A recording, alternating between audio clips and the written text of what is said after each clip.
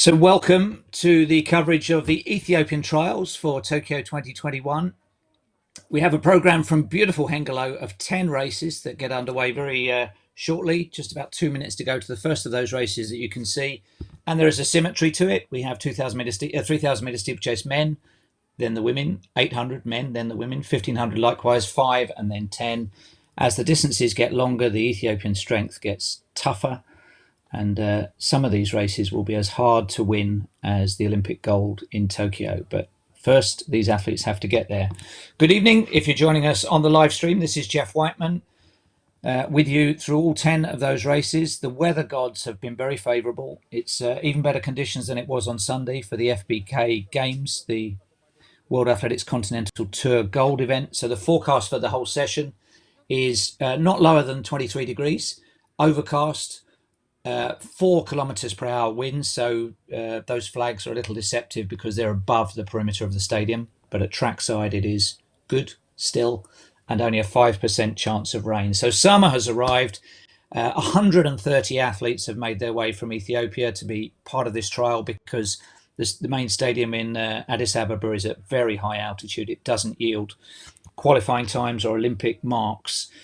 So they've come here. Global Sports Communications have kept everything safe. They've all been COVID tested, and we're about to get underway in what is the final stage of quite a long qualification process for the Ethiopian Olympic team. It began in January, where a long list of 6 athletes per event was created from races over these same distances.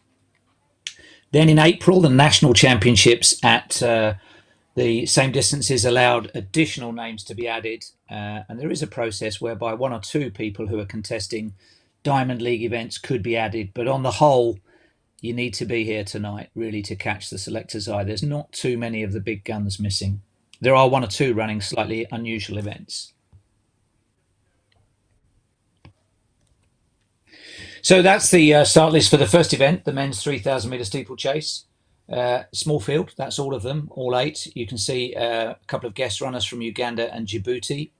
There's opportunities there for athletes that aren't necessarily getting to run these distances. So it's been a collaboration between the various agencies to get guest places in here. But the scenario is that Sikowo still has to run the international qualifying time to be eligible for Uganda. There's only 1 other Ugandan qualified, and that is Albert Chemutai. He's run 8:12. So it's do or die for Sikowo. If he does it here today, he's certain to be added. If he misses, that's probably his last chance gone for Tokyo, and there'll be lots of that sort of drama tonight. So 7.5 laps of the track. We're almost ready to roll. Wave-like technology is in action, so there will be lights on the inner curb of the stadium. It was launched here. Bram Som, the Dutchman, is the owner of the wave-like technology. You can see the blue lights going around with the early leader in this event. We have an under 18 in that lineup. I haven't picked him out there. He was drawn on the inside, Samuel Frew, so 17 years of age. And some of the qualification will be for the World Junior Championships, which are in August in Kenya. So there's a few junior athletes, especially from Ethiopia, in all of the events, looking to cement their selection for that as well.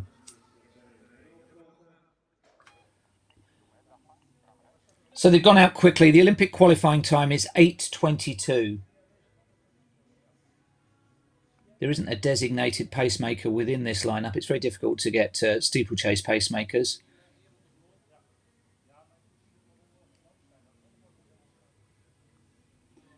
Lemicha Gurma with hip number 8. Currently world rank number 2. Takili, the leader, is an under 20, hip 6.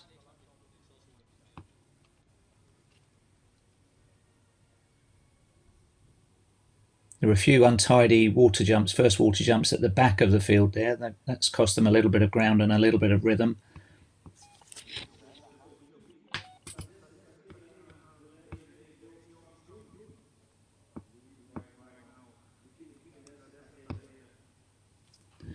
So roughly 140, but it's not an even number of 400-meter circuits to go because they obviously cut inside the perimeter of the track to take that water jump.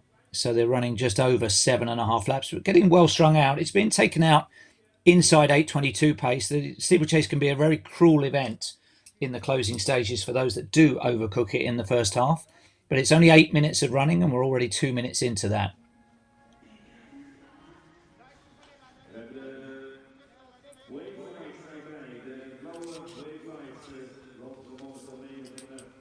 So it looks like Tekili and Sima, the athlete in second, has a lifetime best of 8:28. Big gaps opening up at a relatively early stage of the race.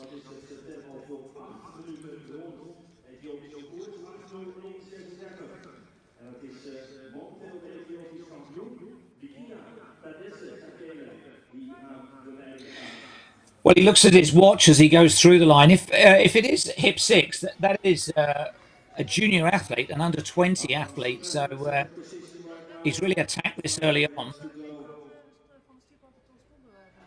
They're through 1 kilometre with just under 2 kilometres to go. He's a little bit ragged on that landing there, but he's not giving too many of the others chasing very much to chew on there. The gaps are significant. There's a few grimaces you can see. Still Abraham Sime, world rank 94, the athlete in second. This is not a banker event for Ethiopia. They've had stars at it, but they don't have the same depth as the Kenyans in the men's steeplechase.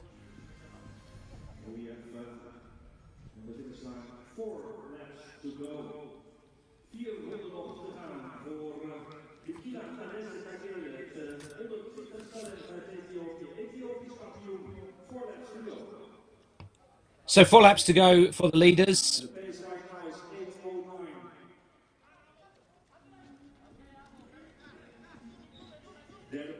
They're on 8:09 pace at the moment. That would explain why these gaps have opened up so significantly. 8:22 is the Olympic qualifying standard. And we mentioned earlier on that Sikowo of Uganda, if he gets inside 8:22 and he's back there, I think in about third or fourth at the moment, will automatically be selected for Tokyo because there's only one other Ugandan anywhere close. Well, one other Ugandan qualified, nobody else really anywhere near. And all of this comes to an end in late June when national team selections are finalised and the Tokyo qualification window closes.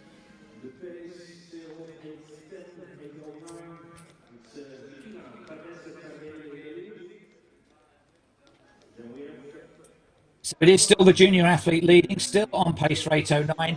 He's got 3 names, Bakile Tedessa Tekili, and there was a very good explanation of that at the Milan Marathon, how East African athletes have not the conventional sequence of names, not first names, second names, and middle names. Some of them are patronymic, so they may not actually regard any of them as their first name, but to give him all 3, Bakile Tedessa Tekili is the athlete leading, and he's done some real damage. I mean, whatever happens to him over the closing kilometre, he has really left his mark on this race, and they're struggling to get back on terms with him. You can see the athlete in second moving away from the curb a little bit there, his head rolling. That's Sime with a personal best of 8:28. Well, he's operating well inside that, so it would be not surprising if the fatigue is starting to kick in a little bit. The athlete in third place with hip 7 is Haile Mariam Amare. I think this is starting to bite for all of them now. But still inside 8:22 pace, and still the junior athlete taking it to them in the opening event of these Ethiopian Olympic Trials. There's no hard and fast qualification requirement. You kind of think that if somebody wins this event, with an automatic Olympic standard, they must go, but it's a fluid process. It started in January with what they called the I forget what the phrase that was used. It was the Olympic audition or Olympic casting, and all of the athletes that finished top 3 in the events there have been invited. So too the top 3s in the national championships in April, and one or two that have caught the eye perhaps on the roads or at non-standard distances. A couple of marathon runners going in the 10,000 metres. But this is a super attack that is still being held at the moment by Tekili. Then Abraham Saimi. Now we'll get an indication with a lap to go as to whether the pace has faded unduly. Well, he's on schedule. He has a look at his own watch. You can see the giant clock on the inside, but it is still the under 20. Bekele Tadessa Tekili. Pace has just drifted slightly to 8:10, but there could be two men, maybe three, as the coaching staff, the only spectators in the arena, urging them on this final lap. Some of their personal bests will not be flattering because they'll have been run at high altitude in Addis Ababa. But the attack coming in now from the more experienced competitor, Saimi. He's gathered himself and he's closed that gap down to about 2 seconds. One more water jump. You count water jumps, not bell laps in the steeplechase, because that's the big obstacle. Who takes it cleanest here? Who attacks? Pretty good by the leader. He's looking around very anxiously. One more barrier still to be negotiated. And it's closing, but he's safely over. So he's pretty much led from gun to tape. It is going to be an Olympic qualifying mark. Massive personal best, 8:09 for Bekele Tadessa Tekili. Saimi takes second place, also well inside the Olympic qualifying mark. It's going to be very marginal for third place there. Amare, he may well have to wait the official result and what the selectors made of that. The alternative to an automatic qualifying position is the world rankings, and they may favour one or two of these athletes over the course of the evening where they don't have three with the Olympic standard. We knew this track was fast. It has a great history of endurance running. World record set here going back to Gebre Selassie and before that. And obviously last weekend, Sifan Hassan of Netherlands breaking the world 10,000 metre record. So it's quick. Nobody had any chance in that last race really to latch on to anyone else. It was single file right from the start. We think the top two inside, and the news we're getting is an automatic qualifier for Haile Mariam in third. So they may well be Team Ethiopia for Tokyo. Can't say that for sure, but there'll be very few additional opportunities. There's the scrolling result. Bekele Tadessa Tekili confirmed as the winner, the under 20. And that will have one or two people taking note. The youngster front running a performance of that calibre under pressure as well.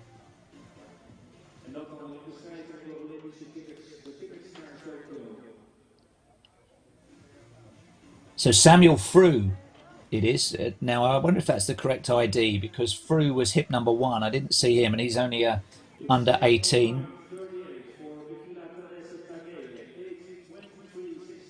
I think there's one athlete missing, possibly two athletes missing from that caption. So we'll tidy that up for you in a bit. There were certainly two definitely inside 8:22 and one borderline.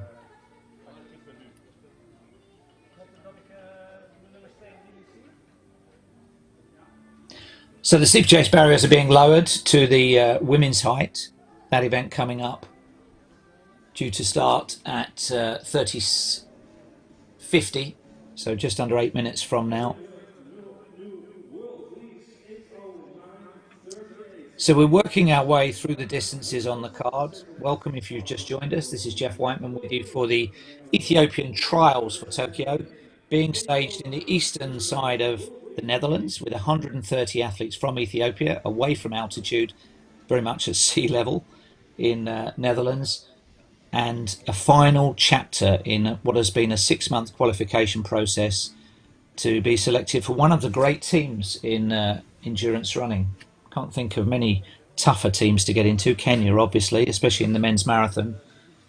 But just to give it some context, Ethiopia at the Rio Olympic Games won, I think it was 8 medals. And all 8 of those medals across all sports, all disciplines came in endurance running. So they do rely very heavily on the events that we're going to be seeing tonight. So it's crucial to make the right selection decisions because they carry not just the hopes of the track and field team, but the hopes of the nation. There are No medals likely in swimming or gymnastics or cycling for Ethiopia, nor in the decathlon or the javelin or the hammer. It will all be about these endurance running events for which Ethiopia are so strong.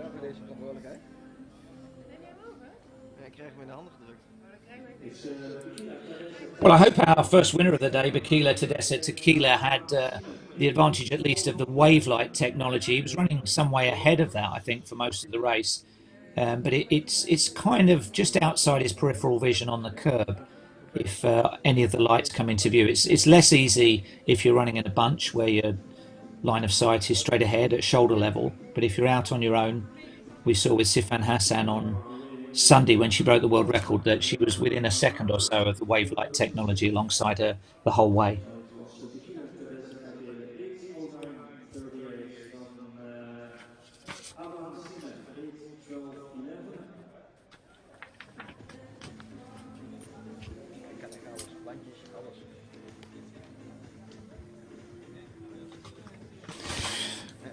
So that was the fastest time in the world this year. I don't know if that makes him favourite going into Tokyo. First of all, he's got to be selected, but that appears to now be a formality.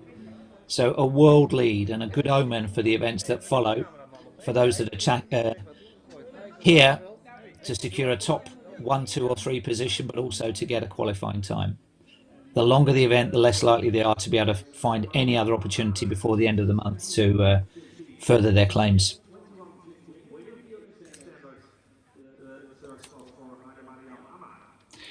There it is. So that has been corrected. Fru was actually in 4th place, the young man, but what a run for him. A teenager, 17 years of age, 8:23. But the first 3 all inside the Olympic qualifying mark of 8:22. So a great start. Good luck to those 3. The next time we see them may well be the heats of the Tokyo Olympic 3,000 metre steeplechase.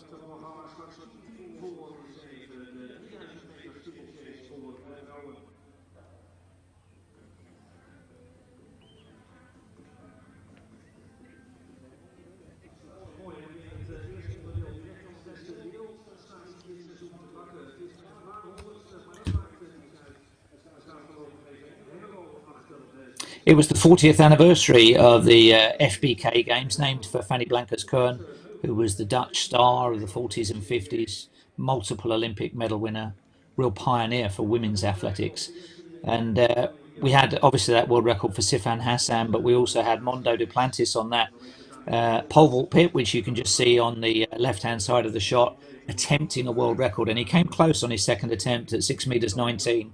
All of the vaulters like that setup where they're jumping on the infield parallel to the main stand, where we had 1,500 spectators allowed, and the jumpers responded really well. Good to see Mondo back in form as well. But it's all about the endurance athletes here today. They're a very long way from home. They've earned the right to be here. 1 or 2 of them, their first time outside of Ethiopia. 1 or 2 of them attempting their 3rd Olympic Games. And it all comes down to what we're going to see here today, and it is great racing conditions.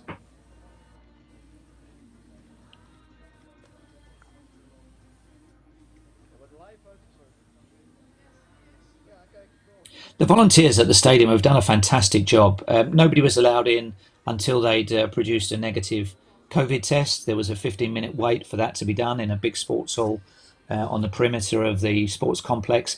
Then you could collect your accreditation. Then you could enter the stadium, but not until. And they've applied that same swift and safe process to the 130 athletes that are here from Ethiopia, some of whom have been in town since the end of last week getting acclimatized.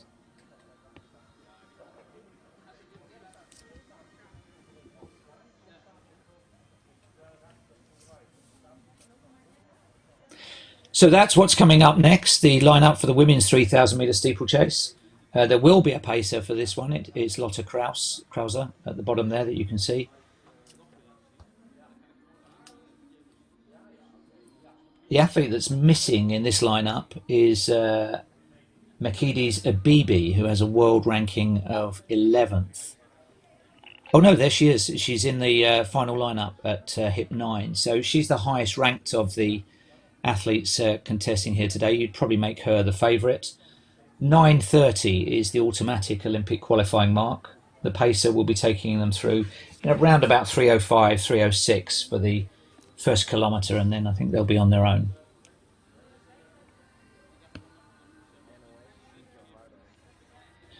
One junior athlete, Zerfe Wond Magan, has got hip number 4.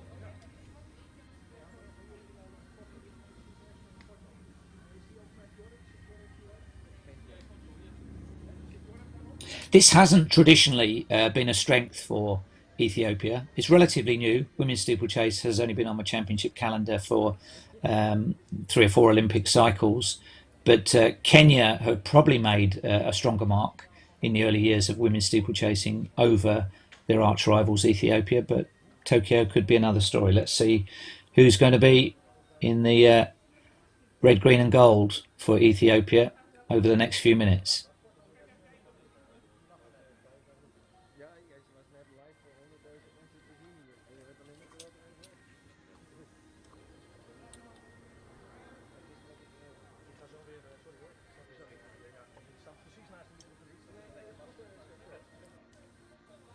So Krauser, the Dutch woman on the outside, is the athlete tasked with pacemaking. Akidi Zabiba is the favourite, just there on alongside her in the black. Chemutai, third from the left, is the Ugandan. Quite a few of the Ugandan athletes are also on last chance saloon to run the automatic qualifying.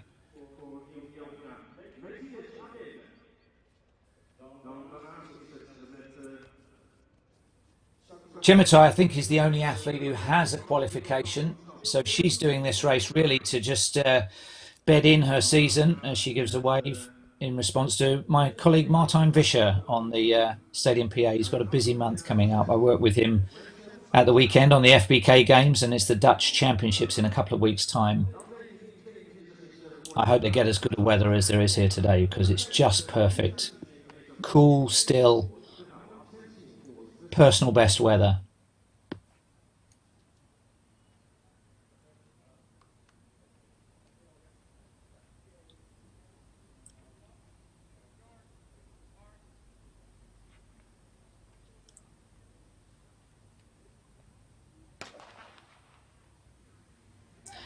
So the unusual sight of a pacemaker in a steeplechase, a little bit different to negotiate because they aren't complete 400-metre laps. She will have to do 1 or 2 water jumps before she steps off. Notice that official was stopping them heading for the water jump. We remember those London 2017 World Championships where one of the athletes forgot to turn for the water jump on the second time around. So Krauser's responsibility is 3:05, 3:06 or thereabouts. That's even running for a 9. Well, it's inside 9:30 pace comfortably. It's even running for about 9:20, 9:15, 9:20.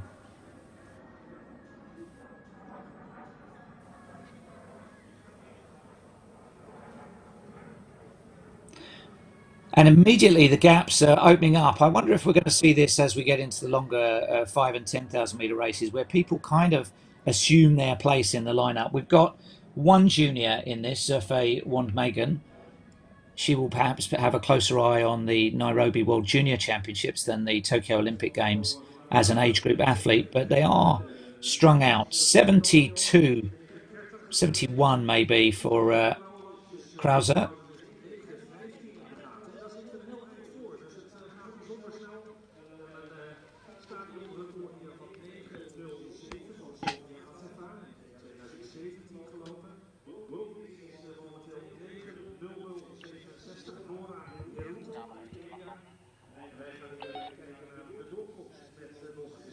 And you can see it is the Ugandan, Peru's Chemutai, who's covering her most closely.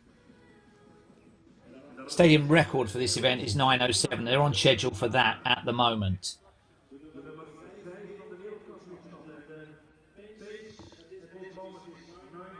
So very significant gap opening up between, well, that leading 3, including the pacemaker, and 4th place. There could be a real opportunity for somebody here inside 9:30 because steeplechase is there's only so many of those that you can take on in a season. There's a wear and tear factor associated with it, including the angled water jump landing that can be a bit of a pounding on the ankles. And there's only so many opportunities at a high level. So we have a Ugandan leader, Ethiopia second. Oh, that no foot on technique for the leader there. Actually, there were some very improvised techniques there, weren't there, over that relatively low water splash for the women. Particularly enjoyed the no foot on for the leader, Chemutai.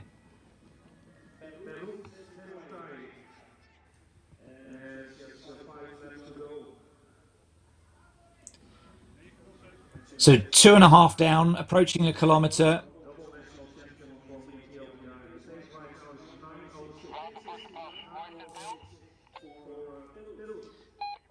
So Makides maybe feeling this a little bit. The pace has actually increased slightly to 9:06.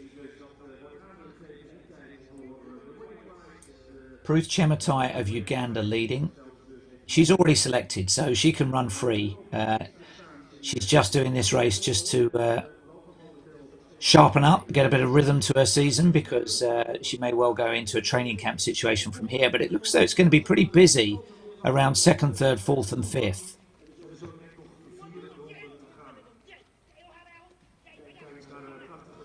There it is. I think that hurdling technique lands her in quite a deep part of the water. So it's good that before she's on fatigue legs that she kicks out of it. The rule in steeplechase tends to be you just get 1 foot wet. You shouldn't get your non-lead foot wet. Easier said than done when you come to the last couple of... I'm also looking at Chemutai's technique over the barriers. It's more of a little hop. Watch her tuck both legs up as she goes over. It's not really a hurdling technique. That was better.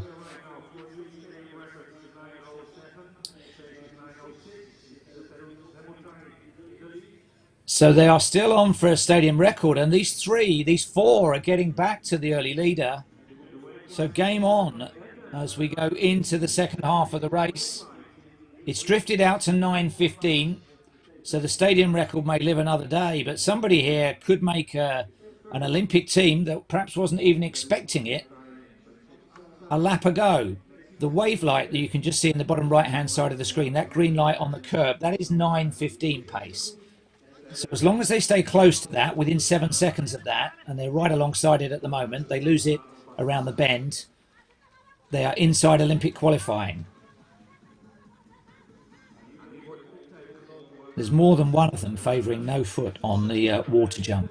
It's a risky strategy. There's a loss of balance potentially there in the deeper water where they land, whereas they pushed off the barrier, they would be further out.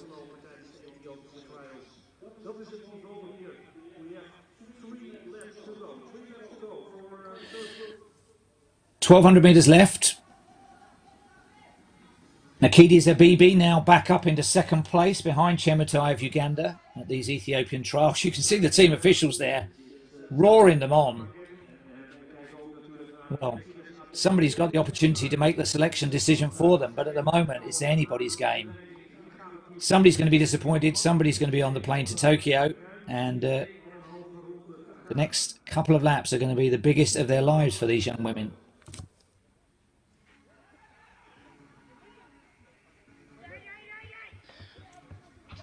Wayne Shett Answer, world rank 75, third in the Olympic candidate event. That's what they called it, the candidate event. And she was runner-up in the national championships. She's got a personal best of 9:30, so she's operating way quicker than she's ever done before. She's hit number 6 when you catch the side-on view. So she's in that leading group of 4 still.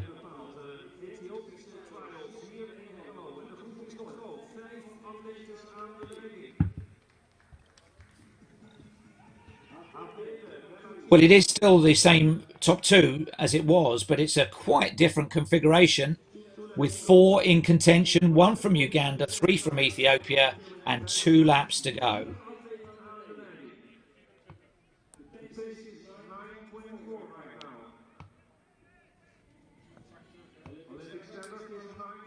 And it's the junior, Zerfe Wandmegan, who's now challenging The pace has drifted out to 9:24. Qualification is 9:30.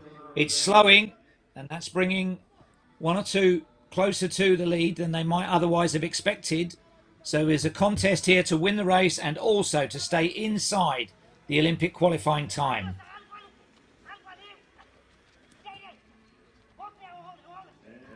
Penultimate water jump.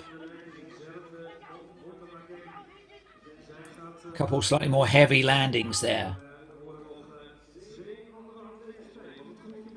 Technique is going to help here now. The more economical they can be over the barriers, the less fatiguing they will be. Oh, and that was a tired step on there for Abibi. World rank number 11. She is the class act in the field for Ethiopia. And you can see the stride lengthening, but very hesitant on the barriers. I think that was one Megan who just stuttered at that barrier. So we're keeping an eye on that 9:30 time. It looks as though they've accelerated. We're on 9:21 pace. Lomi Muleta moves up on the outside, but then drops back almost immediately. World rank number 67.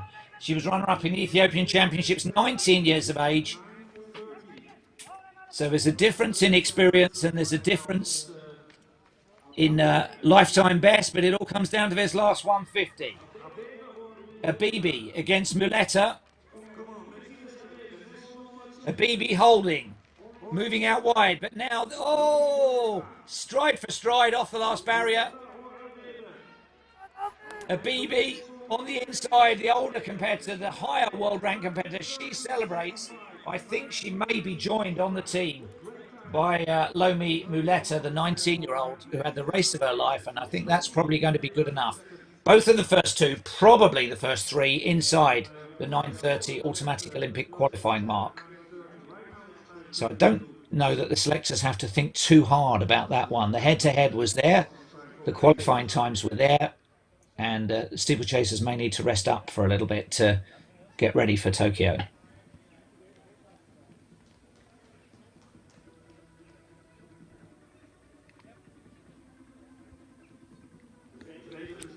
Well, that was a strange race, wasn't it? Lotte Krause set it up really well, exactly on schedule at 1,000 meters, and then they had a really quite shaky second kilometer where they drifted outside stadium record but stayed inside Olympic qualifying record territory.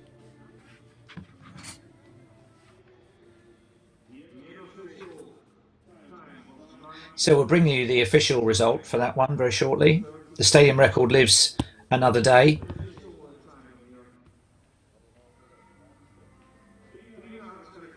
I think Chemutai, who's going to Tokyo for Uganda, will be happy enough with her day's work. The object of the exercise for her was to just get another steeplechase in, to get a feel for the event again after limited racing opportunities. Of course, those that have come through the two-step qualification process so far will have been racing for quite a while, but a lot of it will have been at altitude, at high altitude at Addis Ababa, where the preliminaries, the candidate race in January was held, and then the national championships in April. And the steeplechase is very, very hard at several thousand feet. I think it's 8,000 feet.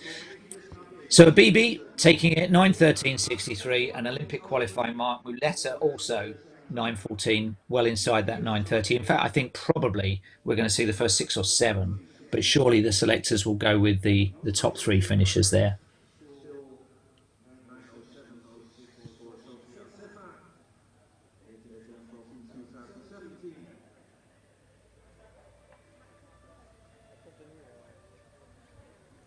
It's been a pretty bleak May time in Europe for weather and track racing, track competition and field competition, but it's come good tonight.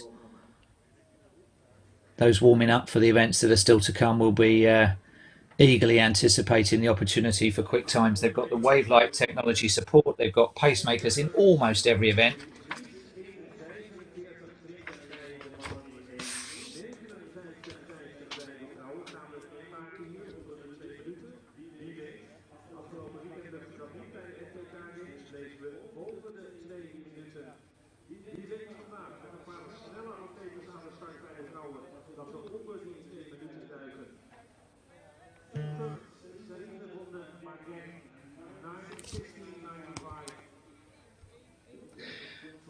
So look at that, the first four all inside automatic qualification, but a big gap there once we take out the Ugandan athlete. Oh, in fact, she drifted back, Chemutai, so she won't be quite so happy with that day's work to be behind four of the Ethiopians. But you would think Magan has a very good chance of being the third named athlete with Muleta and Abibi.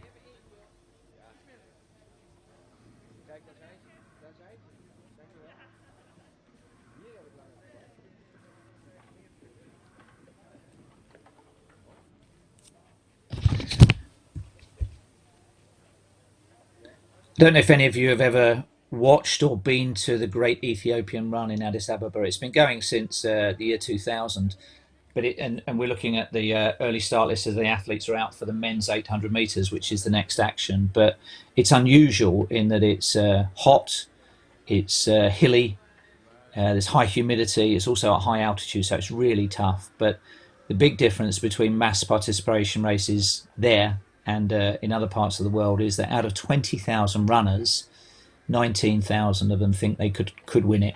So they go off accordingly, and almost that enthusiasm and zest carries its way right the way through. So the Ethiopians never afraid to commit early, go with a pace. Sometimes they crash and burn, sometimes they succeed spectacularly. We'll see both here this evening.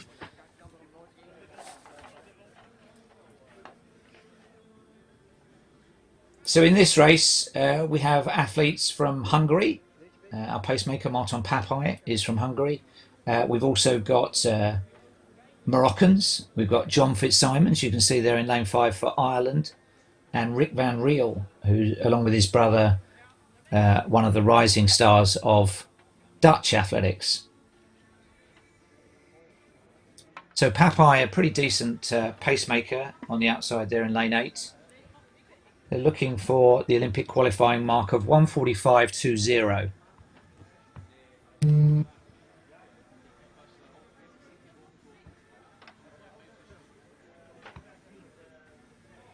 I can tell you there's some of them desperately close to it. Not just the Ethiopians, but there are athletes, as you can see, who've travelled just to take advantage of what's on offer here. And the lanes were available, or the shared lanes were available. So let's see if that pays dividends. They've certainly shaken a 6 on the weather at the moment. Ermias Germa, who we saw on the caption, who's in lane 6, is under 18, and the under 18s have been having a good trial so far.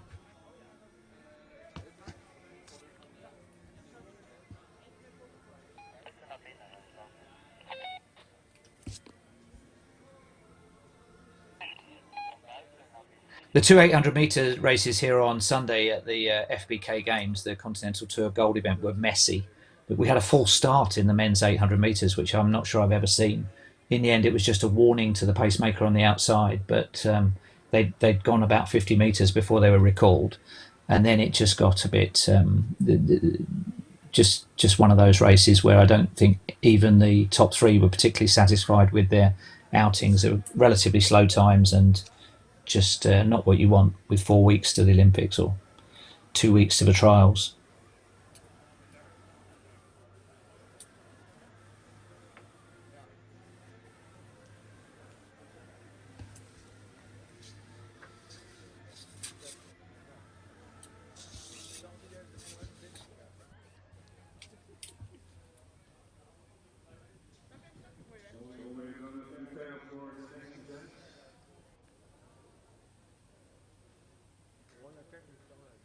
So in 800 metres, they run the first bend in lanes, then they cut to the inside at the start of the back straight.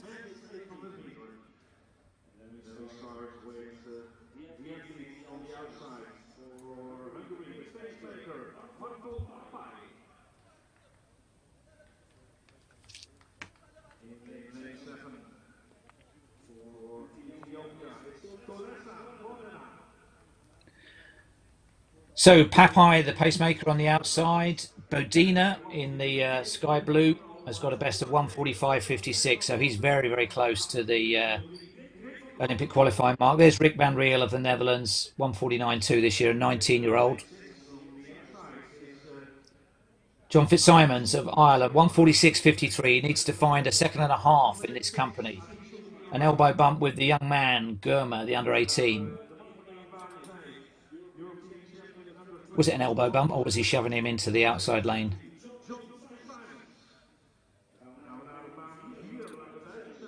He ran that lifetime best in Belfast. Thanks for bringing the weather with you, John. Mujahideen of Morocco, 146.5, set last month.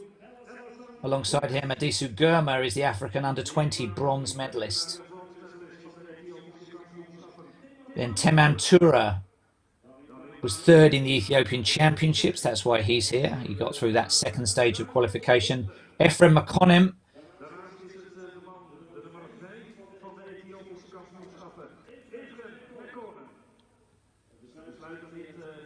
And Walde alongside him, the under-20, with the best of 148.2. And then on the inside, it was his birthday on Sunday, 23. He was sixth in the Olympic candidate race to seal his place here. So one or two of these 145 will be a stretch. One or two of them so close they can almost touch it. Let's see what happens.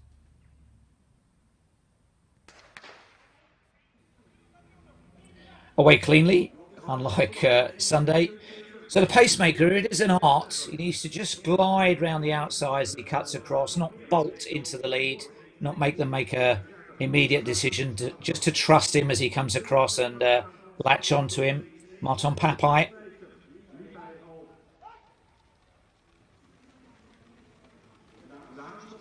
It's another event where Ethiopia has had individual stars over the years, but it's not had the same depth as at the longer events.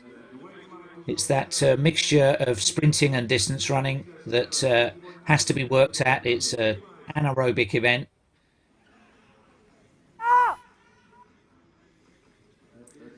So pacemaker Papai was tasked with taking them through in 51 seconds, and he's bang on. Alongside him, it looks as though it is Bedina, with his coach drowning out the PA system. Good work on the pacemaking, Marton Papai.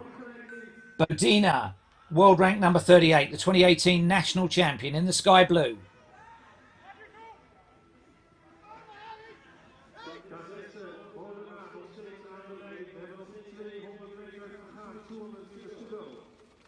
Outside him, it looks like it could be Ermias Gurma, hip 6. And they are on schedule. Bodina still leading. They're on 142 pace, but the lactic sniper is now visiting. And they're bunching as they come into the straight. Olympic qualifying time is 1:45.20. There's a few men giving themselves a shot at this. Oh, the line can't come quickly enough. They've just missed out. Wow, you can see spread eagled on the ground. I think it was perhaps the efforts that were put in around the third bend that really hurt them there. Ermias Gurma, youngest man in the field, the under 18, has taken it. I think he's realised that he hasn't quite made that qualifying mark. Of course, there is still the World Juniors for him, but we're looking at Mujid, Elasahani Mujid, 146.5. So I think he set a personal best, and he couldn't be more disgusted because he came for 145.20 and he's got 146.27. So it's a lifetime best. But what good is a lifetime best when it's still 7/10 outside the Olympic qualifying mark? And you can see, could there ever be a more despondent winner in a lifetime best than Mujahideen? What a shame. It was set up well. The pacemaking by Marton Papai was excellent, but it's so often the case that they followed up a 51 first lap with a 55 second lap. That's almost always the pattern of 800-meter running, that 3 or 4 second differential. And there were some dying swans coming down the home straight. They will all be disappointed with that. It's just a very subtle distribution of effort, and it didn't quite work out for them today.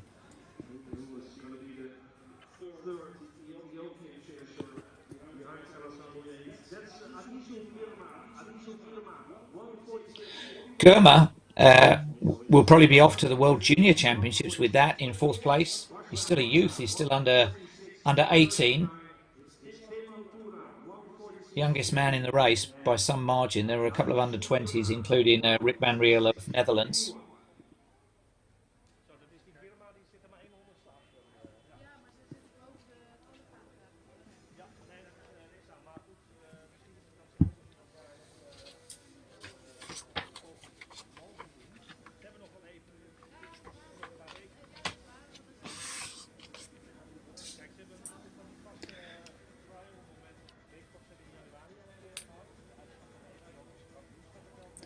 So that unofficial result that's scrolling through will be converted into an official result sheet. We'll bring you that shortly. Look at that at the moment, though. There's only less than 0.6 of a second separating Mujahid from Fitzsimons and Walde. So it was a desperate lunge for the line. They all knew what they were there for. They were all there for 1:45.5. With 800 metres, there will be other opportunities, but not many, not many. And today the weather was good, the pacing was good, and it just didn't quite come off. There's sometimes with 800 metre running, there's something of the greyhound race about it, where you've got some fairly evenly matched competitors. If we ran that field tomorrow, you'd get a different set of results. If we ran it the day after, it would be different again. It's positioning, it's lactic build-up, it's motivation, it's pace judgment, and today, sadly, they'll all be disappointed.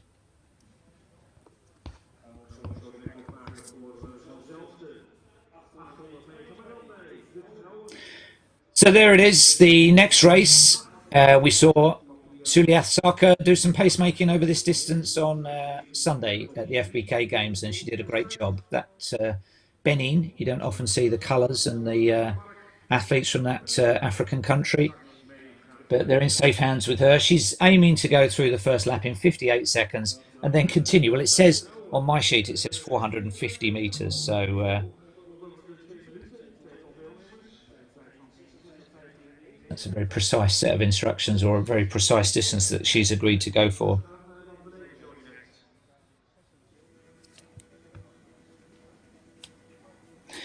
So this has been a very tough Olympic qualifying mark. There's lots of athletes near. It's 1:59.5. There aren't that many automatic qualifiers around the world. It's just tantalising. There's even athletes who've gone sub 2 minutes for the first time, but 1:59.5 is another stride or two. Let's hope a few of them can take it here.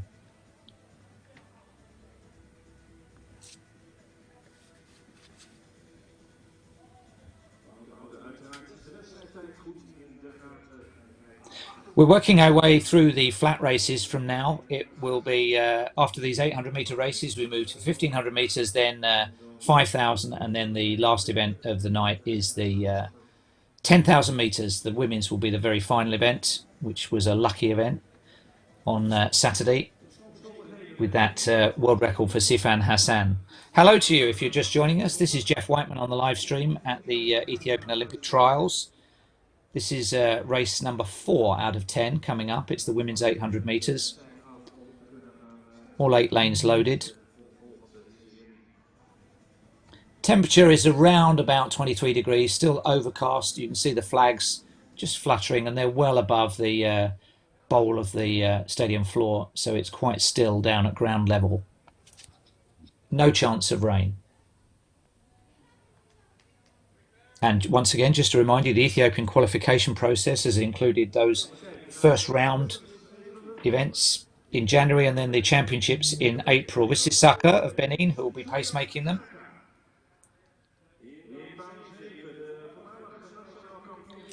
Mulkessa is very, very close to that Olympic qualifying mark. She's done 1:59.84. She needs 1:59.5. This is the national record holder and the favourite from Ethiopia, Habitam Alamu, 1:56.7.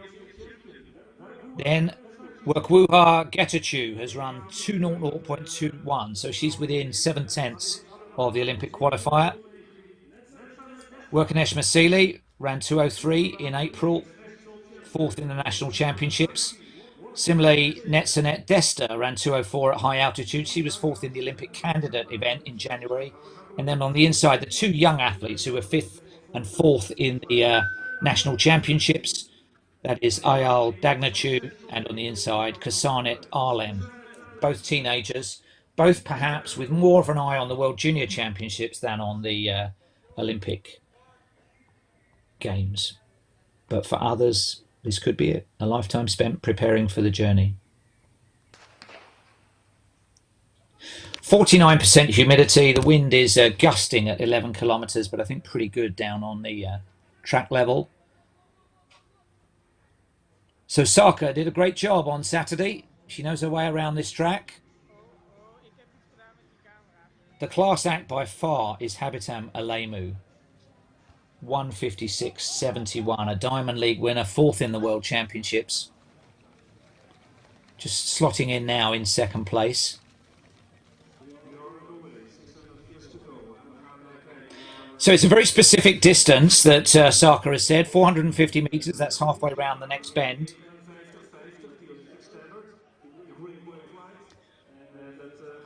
And we're looking at around about 58 seconds at 400 meters. There tends to be less differential in women's 800 meter running than there is in the men's. 56 or thereabouts, it looked like at halfway. So she set it up. You can see the two young athletes at the back finding this very hot to handle. 450 is where she said she would step off, and she has, and it is now Alamu, the national record holder, hip 2 in the blue and green, who's taking it on. She should be a different class, but she's being headed at the moment. They're leaving that inside door open. It was a 55.88 first lap, and I think she's filled with lactic, Alamu. She will struggle to come back from this. So that 56-second or 55.8 opening lap has really taken a toll. Well, she's coming back now. Seems to have found something from somewhere. Getachew is the leader. Wuha Getachew's never been under 2 minutes before. Looks like she's going to do this time, and she is going to Tokyo, no question. And look at the delight. Look at the celebration. Oh, that was the run of her life when she needed it. Wow. I think that really accounts for the conversion between running 2 minutes at altitude in Addis Ababa and then running 1:57 at sea level. She just filled her boots there, but good judgment because she didn't hit the front until 200 meters to go. Habitam Alamu came back. That may be good enough to get her. Look at her, she's full of running. That's what happens when you run the race of your life. The lactic can't touch her. Alamu, that may be enough, but there was a lesson learned there about going through slightly too quickly for her, maybe. She's still celebrating. The arms are aloft. There's no spectators here. She's just hugging anybody or high-fiving anybody that wants it. That is big for Getachew. It was in April that she ran close to 2 minutes, and she hasn't just gone through the 1:59s and the 1:58s. She has perhaps made herself one of the favourites for Tokyo. If she can reproduce that form, let's see, 1:56.67. Phenomenal. So that's a personal best by 3 and a bit seconds. She's still on the move, still buzzing. Still arms aloft. Was that her perfect race? I feel like it was, because so she's run, I suspect, 57 followed by 59, and that's not an outrageous sequence of laps to put together. Alamu, that's probably going to be good enough for the national record holder to be in Tokyo, and you wouldn't bet against Mesele, who took third place, having improved her lifetime best from 2:03 in April at altitude to be the third member of the Ethiopian team. That was good. The men are disappointed. The women are dancing.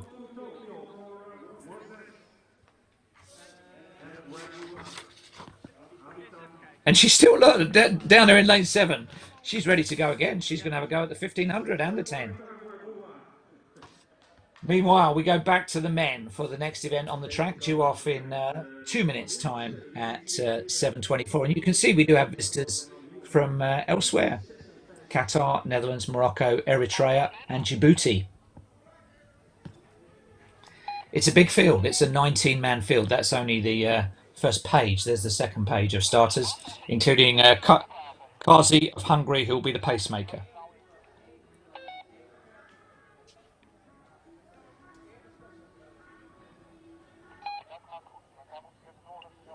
Are they playing Dance With Me in honour of the leader there? I think the stadium DJ perhaps has picked up on the boogieing winner.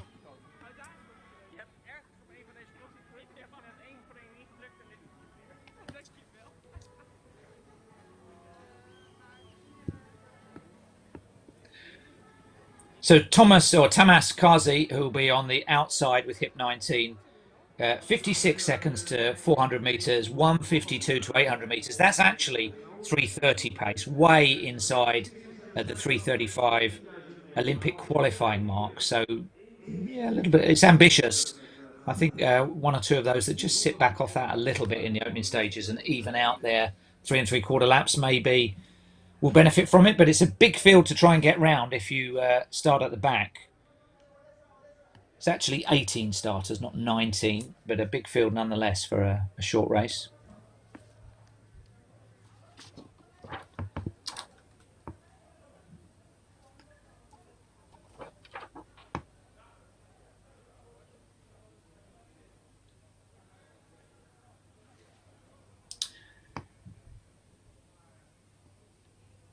Yeah, stand back, gentlemen. I don't think we've introduced them yet.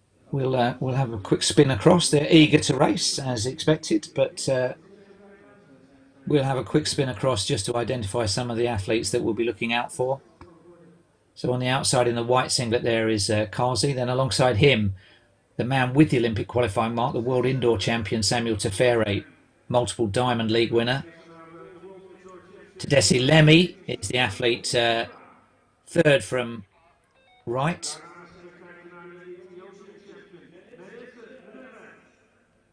National champion Lemmy has got hip number 16. Melesi Enberet is very close to the Olympic qualifying mark, outside the window, but he's run 3:36. Won the championships in April. Hamza Driouche, former world junior champion, again bidding for that 3:35 qualifying time. Now you can start, chaps. Good luck.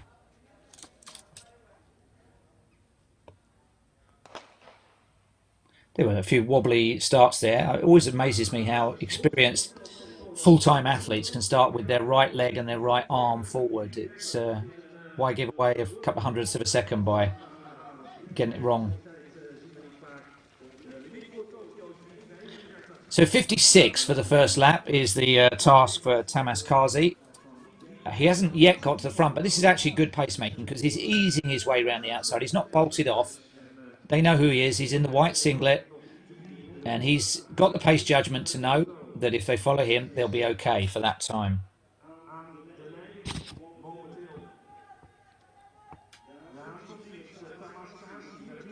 Hungary, Budapest, will be hosting the World Athletics Championships in 2013, not that far away.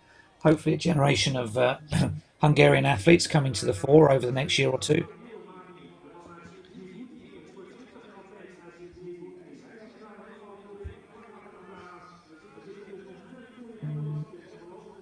So Tefera with hip number 16, playing very close order. 500 metres completed, 1,000 metres to go. Well strung out, as you would expect, with the pace being run at around about 3:30.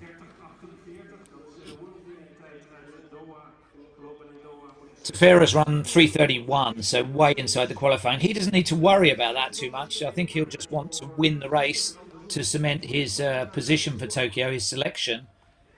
But he'll have his hands full with the calibre of this field as we come round with 2 laps to go. Kaze, the pacemaker, will probably go another 100 metres. Then Tefera will have to make a decision because he'll be in front. Does he run from there, a lap and 3/4 on his own, or does he move to the outside and let somebody else take it on? There is no other designated pacemaker.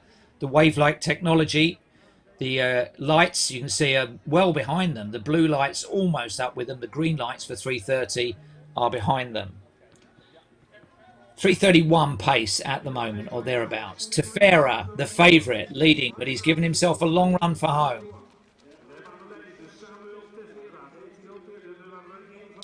On the world rankings, which combine performance with times, he's world rank number 7, but I think most people would credit him with being a more potent threat than that. He's hard to beat over a range of distances. These 5 starting to get away. This time it's the bell. Around about 2:35 at the bell, so we are on for qualifying times, hopefully for at least 5 or 8 athletes there. We're down to 4 at the front.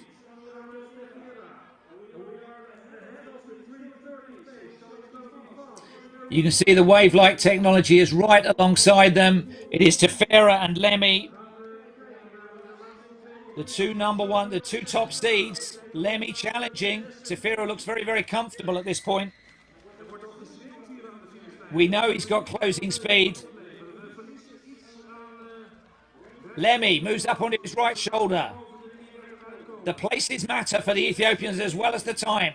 There are going to be plenty of Olympic qualifying times, but Teferi is struggling here. It is Lemmy coming away. He's going to win it. Oh, who's going to hold on for second and third? Lemmy takes it, 3:32. And I think Teferi was in third place there, which puts him at the mercy of the selectors. And once again, Lemmy, with the run of his life, has almost certainly booked his ticket to Tokyo. He's beaten everybody that he had to. And he's ready to dance. And I think we can find somebody from the previous race that is ready to boogie with him.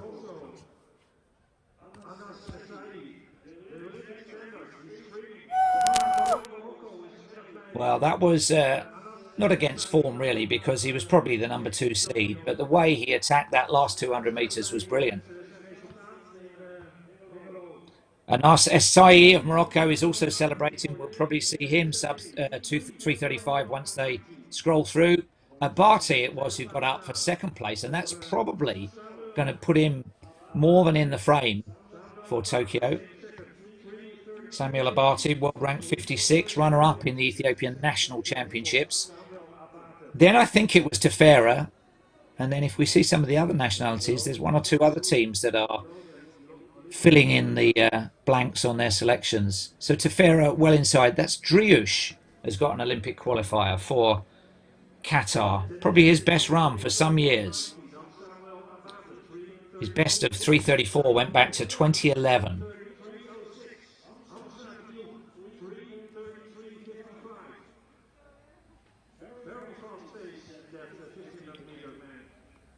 So they really closed well there. Adisu also inside the Olympic qualifying mark. Just looking for Essai because the clock will have stopped. He will have assumed he was inside 3:35. Let's see if he was right. Wow, this has really shaken up the world order, this one, because the fastest time in the world this year for Chariot is only less than a second quicker than that. This was great racing.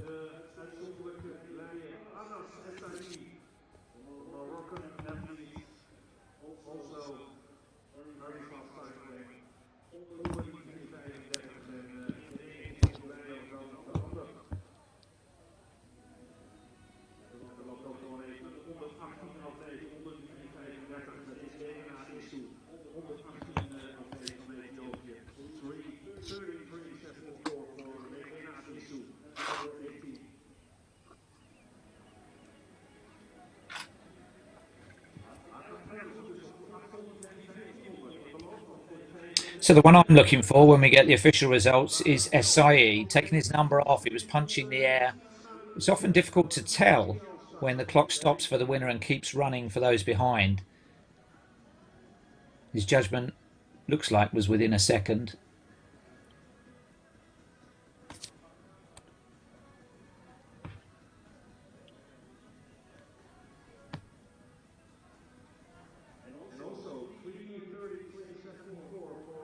That's probably the biggest shock we've had so far. Teferi beaten back into third by his much less well-known teammates. He may have done enough to be selected for Tokyo. It's not like the US trials where the first 3 with the qualifying time go, or even the British trials where the first 2 plus 1 go. The Ethiopian selectors have given themselves a complete discretion, which enables them to consider some of the Diamond League and Continental Tour Gold performances. So there's the confirmed result of the. This is the race coming up, the women's 1500 meters. I'm keen to see that 1500 result if we get it in full. It's a smaller field. It's only 8 athletes, including one from Kenya, one from Netherlands, as well as the Ethiopians.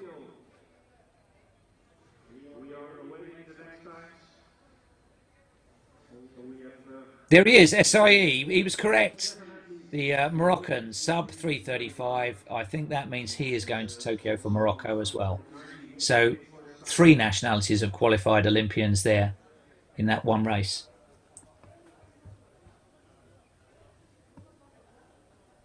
And unfortunately for the Qatari Al Ghani, he's the first one outside the automatic qualifying.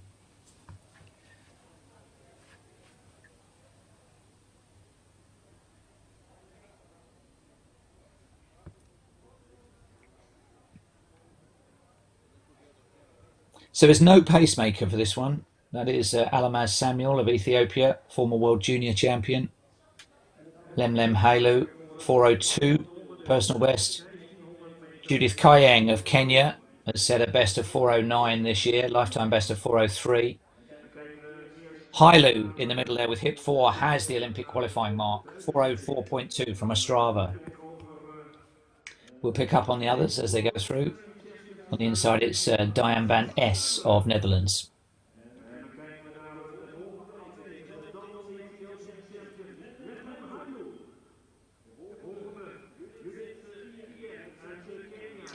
There's an under 20 in this race as we get across to the inside. That is Deriva Welterji. She won the Olympic candidate race in Ethiopia in January, hence she's here, but I think she'll be as keen to be racing in Kenya in the World Junior Championships in August in Nairobi. So smallest field of the day, high quality, the women's 1500 metres. No Genzabe Dibaba. I think she will be hoping for selectors' discretion if she's fit.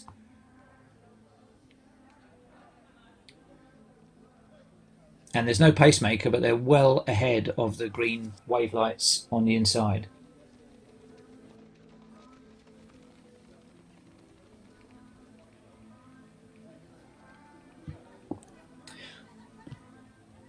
So the temperature just starting to dip slightly, still around about 23 degrees, still just under 50% humidity, still light winds, pretty much ideal racing conditions.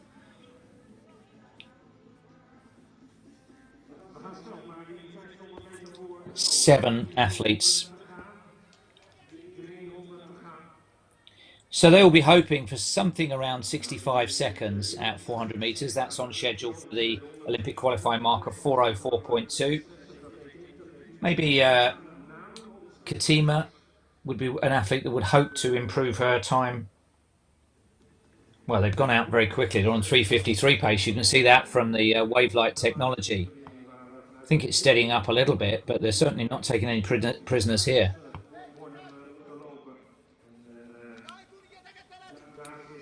Hailu, 402 runner, former world youth champion. She won the national championships for Ethiopia in April with 405. So she's still in need. Well, no, I think she has the qualifying mark from 2019. She hasn't achieved it this year, but will be wanting the positional thing to sway the selector's decision as a result of these next two laps. 6 coming through like a train is Judith Kayeng of Kenya. And I think that just sails her into the lead. So a very strong surge from the Kenyan. Often it's athlete management groups that have collaborated on bringing their athletes here. So coincidentally, a lot of them are neighbours of Ethiopia in East Africa. Traditional rivalry with Kenya.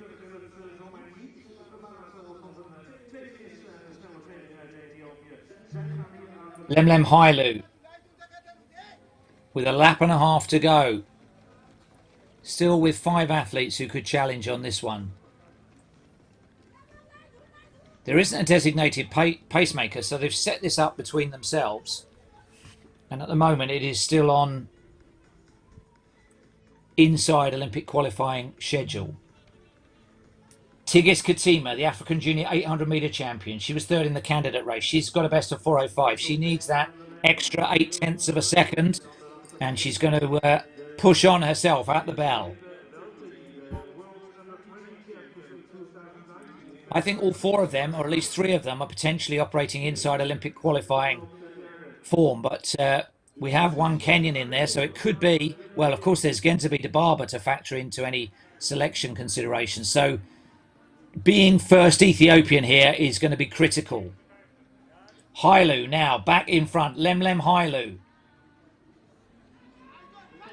winner of the national championships in April, and she's going away. Team management making up for the absence of spectators in the stadium. Wow, that was a good back straight for her.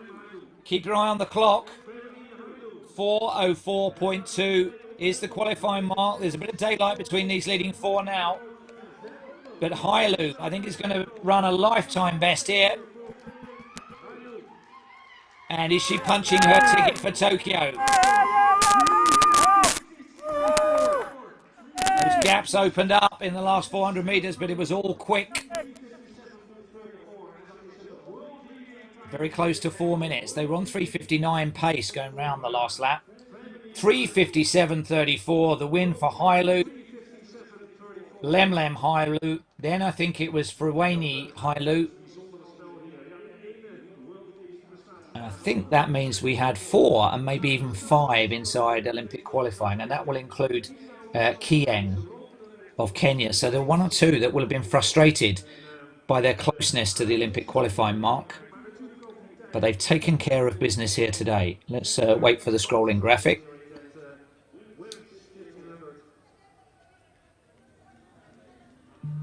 Diribi Welterji has been given the 2nd place there.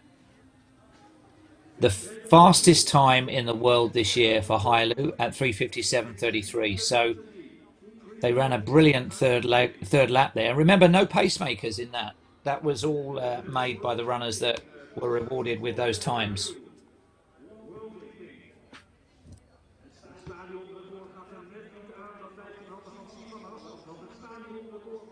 4 flat for Katima,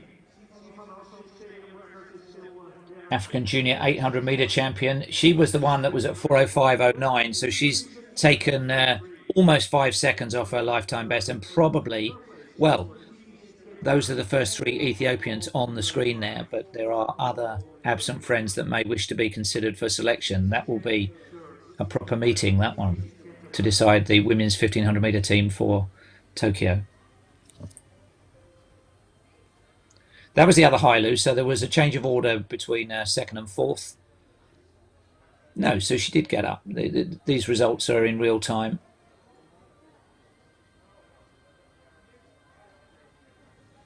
Oh, that's agonising for Kieng.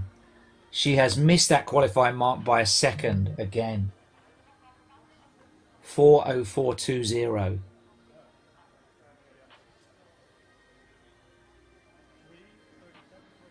She has run 4:03, but outside the qualification window for the Olympic Games. That was back in 2018.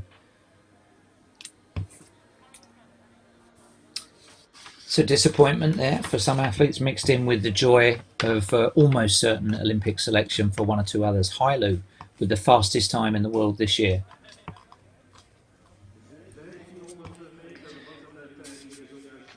Well, hello. If you're just joining us, pull up a chair, pull up a beverage and a packet of crisps or something. We've got 5,000 and 10,000 metre races still to come. 2 of each for the men and women.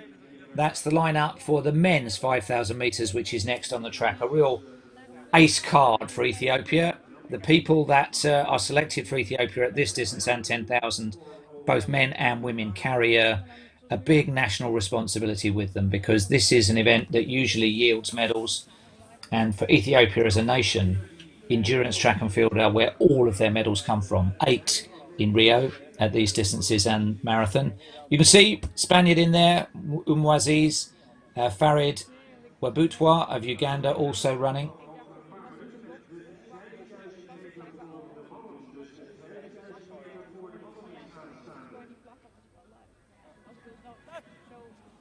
Pacemaker for this one is Farid Wabutwa. He's going with the 2nd group that will take shape, going for the Olympic qualifying mark. In that women's 1500, by the way, the stadium record survived. It was good, but not quite good enough to take down Sifan Hassan's stadium record of 3:56.14. Whatever happened to Sifan Hassan? She's running a 1500 metres in Marseille tomorrow, I believe, after her exploits over 10,000 metres. Remember, she is the world champion at 1500 and 10,000 from Doha 2019.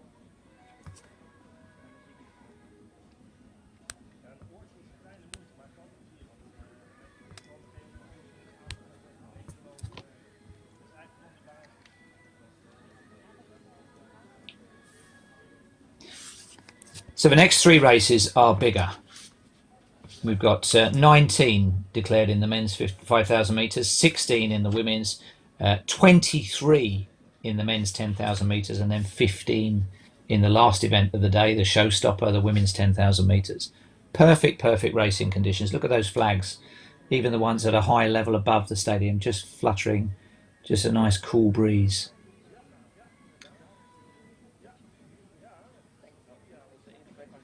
We're within 10 kilometres of the German border in Hengelo. It's the home of Twente Football Club.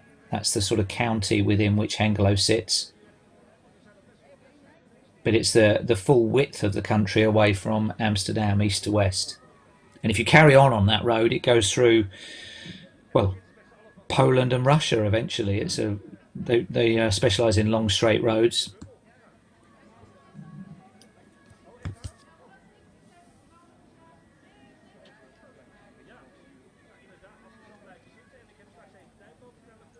As we get to these distances, the opportunities, if it doesn't go well today, are almost running out.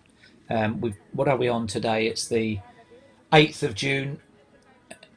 Most of the national teams will be finalised in the final week of June.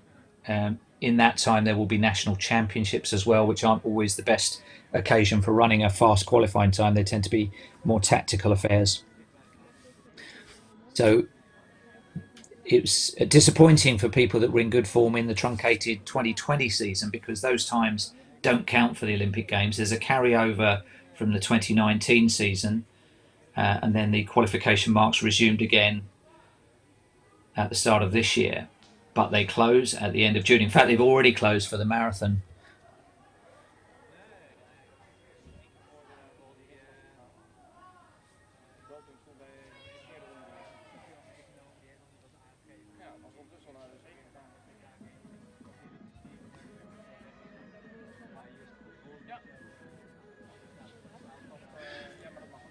So in this race, just as a story within a story, all three of the athletes from Djibouti need the qualifying time. It's 13:13.5.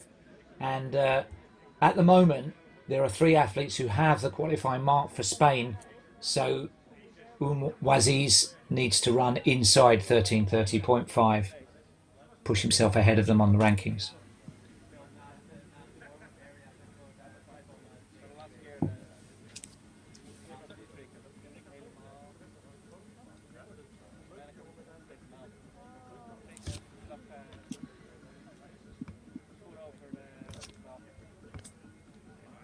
So we've had 6 races. We've got 4 left. They're the longest ones on the card. Although there are no spectators, there are officials, there are coaches, there are team management, and you probably heard in the background pick up on the stadium microphones that the team management are not sitting on their hands. They're giving everybody a good old shout, especially when they're borderline for the qualifying times. This is Jeff Whiteman with you on the Ethiopian Trials from Hengelo. 130 athletes have been transported to East Netherlands, and the event, courtesy of Global Sports Communications, Josh Herman's agency, where a number of the athletes have their management, is to determine the Olympic team for Tokyo in the key events for Ethiopia, in sea level conditions, temperate conditions, and we've already had some of the triumphs and disappointments that you would expect. Some big shocks either way. We've got wave light technology. That's the flashing lights on the curb that goes around at pre-programmed paces. Bram Som, a former pacemaker himself, is the owner distributor of that. We saw it in the UK at the Birmingham hosting of the European Cup 10,000 metres last weekend. It is proving to be popular. It can split into 3 different colours to help athletes get an indication of how they're running at 3 different paces. So in this one, I can tell you that the green wave light will be going for 12 minutes 48. The white second 13.5. That is the Olympic qualifying mark for all the nationalities.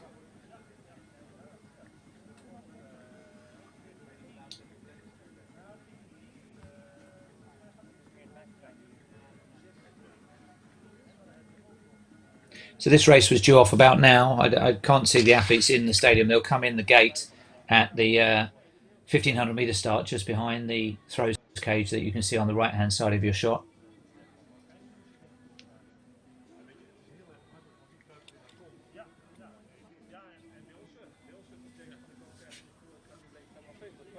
It's only a 10 race program, so there is plenty of time to catch up. There isn't any field events or straight sprint events to synchronise. It's a linear program. But this is a big field. It's 19 men listed.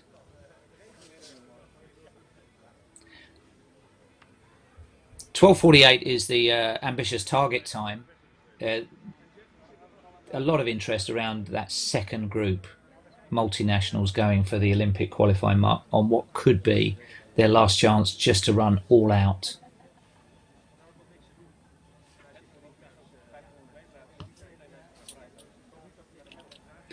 There's some slightly unusual mixtures of events. Ethiopian Federation doesn't always approve of doubles in case it dilutes the athletes' attempts at a high level. But for example, in this race, we've got Getnet Wale, who was fourth in the 2019 World Steeplechase, but here he goes at 5,000 metres, where he's still a very class act. He's got a personal best of 13:13, but not the event we're accustomed to seeing him at. We've got 3 junior men, under 20 men for Ethiopia. And of course, we've got those Ugandan and Djiboutian athletes also chasing those times.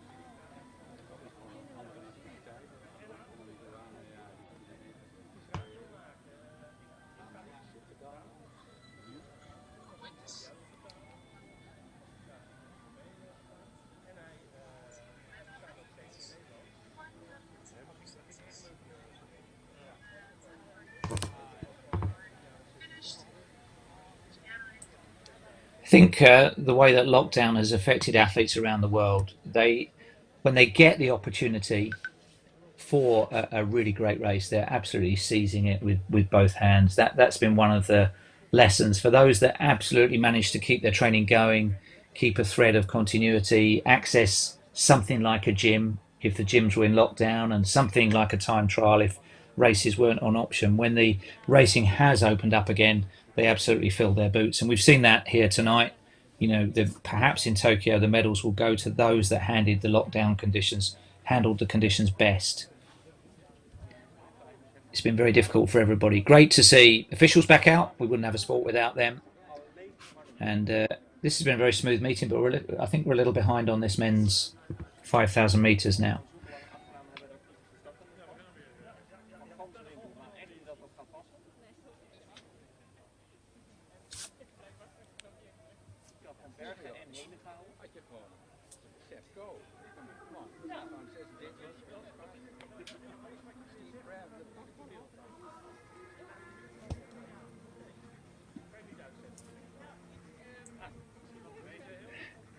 It's difficult to say why this stadium has yielded so many world records over the years. When it's full, it has something of the old Bislett Oslo intimacy about it. You can see that around the bends, the front row of spectators is very close to the edge of the track. They're a very knowledgeable audience. They make a lot of noise. They don't sit there on their hands. It's when anything comes to Hengelo, it's a community endeavour. The volunteers, the officials, the fans, they fill it.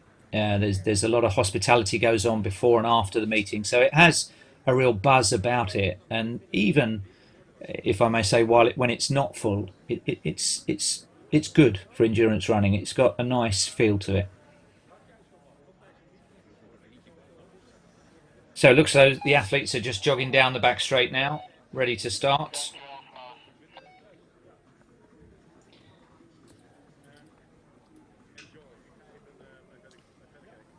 And this is loaded in every respect.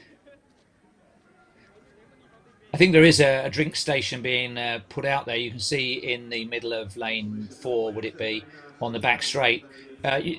Sponges and drinks are on offer at 5 and 10,000 metres. You don't often see athletes take them because they're only out there for 13 minutes in the case of the 5,000 and 26 minutes in the case of the 10,000. But on really humid, muggy nights, as we've seen in some of the Olympic and World Championships, it is on offer and taken advantage of. I think I can remember seeing Mo Farah go for a sponge or a drink in Rio, was it?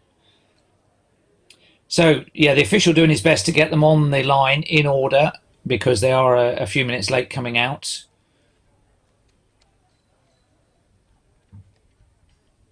There's some real firepower in this. There's people that are front runners by inclination, and there is people in this race with absolutely blowtorch finishing speed. So it'll be interesting to see whether it's a combination of full on thunder from the start or whether it gets a little bit tactical on the closing stages. Pacemaking will be interesting as well because a lot of the interest on the pacemaking is around the Olympic qualifying mark, which will be some way back from what the winners, leaders will be wanting to do. It's a double decker start, so there will be one tranche of runners that will run the first bend on the outside there behind those cones, and then they'll cut to the inside. And by the way, they have to come at a tangent. It's a hypotenuse on a triangle. That is factored in where those starts are. It's also factored in a 1500 meters if you have to come from the outside. The curve of the line reflects that. So Muktar Idris, world rank number 7, the reigning world champion.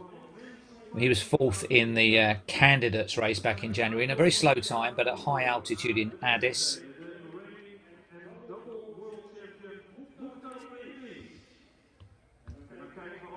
You'd have to say he's the favourite, but it'll be a tough race to beat. This will be world-class quality. Bekele, world rank number 2, 4th in the Doha World Championships. Darwit Waldy there, we just got a glimpse of. 5th in the world indoor, 1500 metres. So switching up the distances.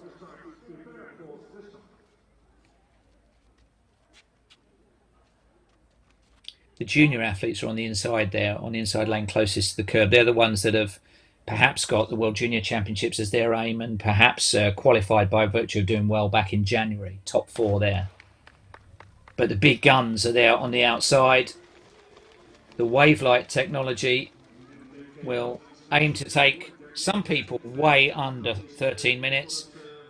And for those that have come here with that on their mind, 13.5 is likely to be the secondary group attacking the Olympic qualifying mark. So some fine judgment, some cool heads needed in these opening stages. Not to go off too quick. Under 30 seconds for the first 200 metres.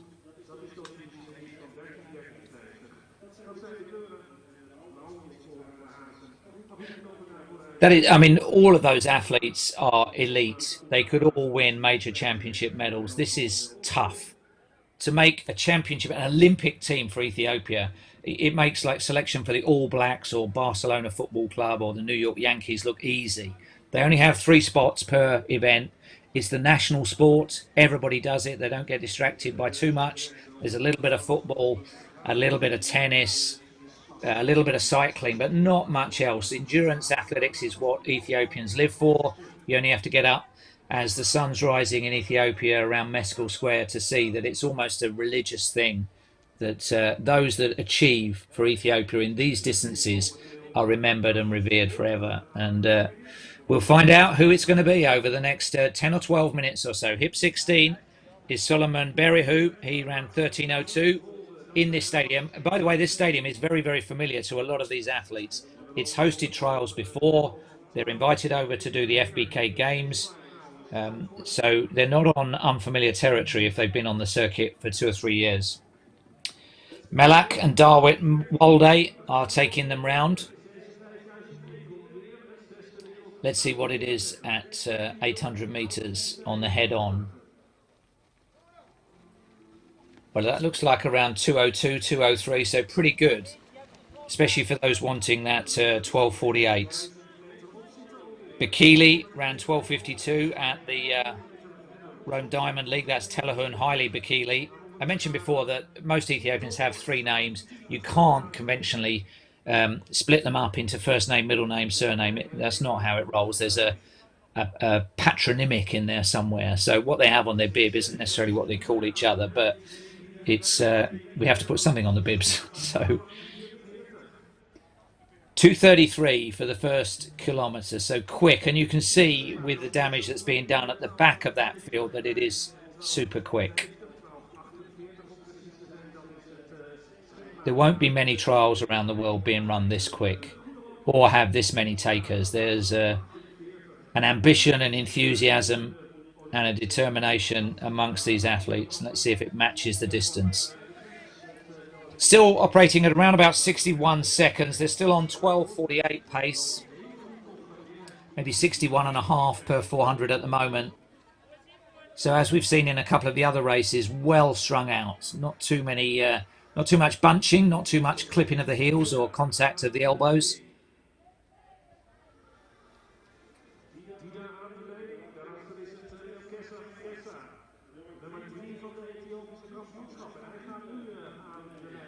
Sixth is Mulkessa Mengesha. He was third in the championships, fourth in the candidate race. That was that reality show eliminator in 3 parts that the Federation put in place. So they brought it down to 6 athletes per event back in January. Then it's come down further with the addition of a few people that ran well at the national championships. And that's the people invited here to Hengelo to compete for places on the Olympic team. It's been a process so far, but it culminates here. It will create a great team, whoever they are, almost interchangeably. The 3 Ethiopians that will run the men's 5,000 meters will be medal contenders in Tokyo. But who's it going to be? It will be the crowning point of a career, perhaps for somebody breaking through, and maybe a final opportunity for 1 or 2 others that are perhaps in their final Olympic cycle. We have quickened to 12:46 pace. Superb running at the moment by Mulkessa Mengesha. Just to give you an idea of the altitude conversion, earlier this year he won, I think, or he was certainly placed in one of those races in Addis Ababa, and his time there was 13:40. Well, he's now operating at 12:46 pace. So that's not an accurate barometer of the difference between high altitude and sea level, but it's not too far off. You can, over 5,000 meters, knock a big chunk off your time, and that's why these trials are in Hengelo. Number 3 also going well, Haji Walde with hip number 4, running in 4th place, running strongly. 5th in the World Indoor Championships over 1,500 meters. So if it comes down to a kick, he would be the man. 61.62, relentlessly being clicked off. They're not really dropping too many. There's just 1 or 2 going out the back door of this lead group. Gemachu Dida takes it on. 4th in the Ethiopian Championships in April. He's got a best of 13.17. He's way, way, way inside that at the moment. He'll have dreamt of this, but there will be a lactic factor that will creep in. Can his emotions overcome the fatigue? We're only 6 minutes in to what will be a 12.5 minute or 12:50 race.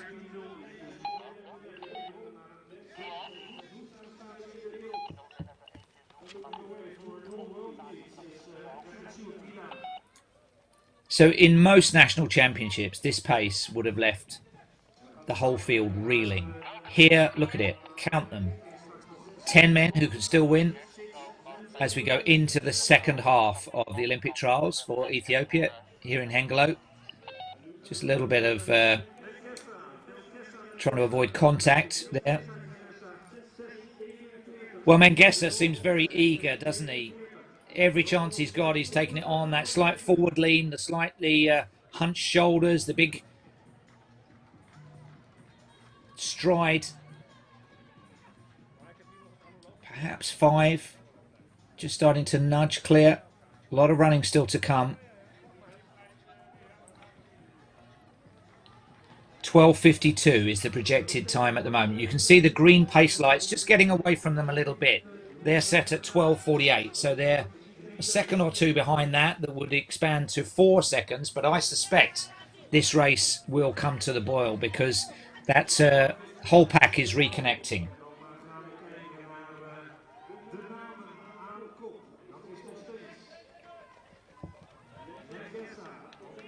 That was a 63 lap. So it has slowed slightly. That's why the pack is reforming. It's going to be an exciting one, this one. 5 laps to go. I think they were around 7:43 at 3 kilometres. Phenomenal running. Long shadows now starting to cast in the FBK arena at these Ethiopian Olympic trials. This is Jeff Whiteman with you on the live stream. Hope you're enjoying it. We're still with 3 races to come after this. The women's 5,000 metres, then both 10,000 metre races. Beautiful and perfect racing conditions. We've had a feast of Olympic qualifying times. But this is a name that may be new to quite a few of you. Mulkessa Mengesha. He was the World Junior Cross Country Champion in Aarhus in 2019 on that incredibly intricate course that ran over the roof of the library. It was undulating the whole way. Jakob Larsen, the race director there, is now the head of competition at World Athletics.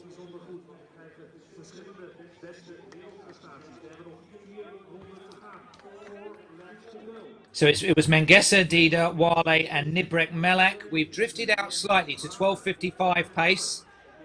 It will be a quick closing kilometre, but this is a fairly key lap. But let's not forget that is way, way, way inside 13:13, which is the Olympic qualifying mark. So you have to look back to the second group and the white wave lights for those that are just pursuing bare qualification. These guys are going for supersonic world lead times.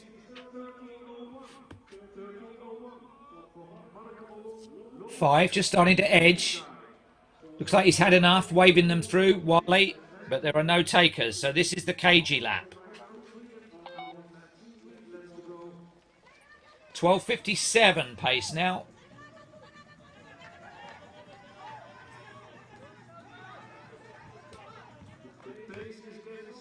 The shouts in Holland near the German border are all 100% Amharic.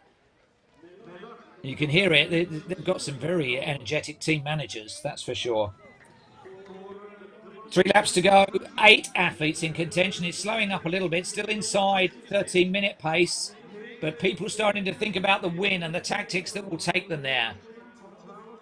Is it going to be a long run for home for somebody that doesn't think they've got the closing speed? Muktar Idris is in there.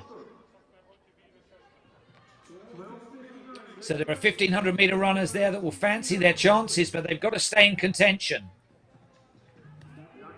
That was a 64-second lap, so it is slowing. It is gathering.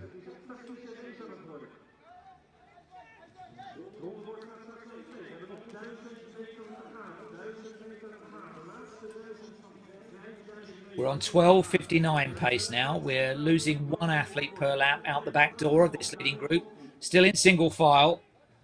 We're down to 7.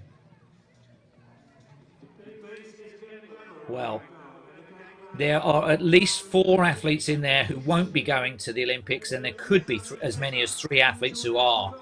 And it will come down to courage, emotions, tactics, and speed. We're looking at the fastest time in the world this year. Mulkessa Mengesha still leading. He's done more than his fair share, but it is working now, isn't it? Because he's starting to get those 3 away. You can look at the grimaces behind in the athletes that are getting dropped. Their dreams are dying on them. But meanwhile, Mulkessa Mengesha cracking on.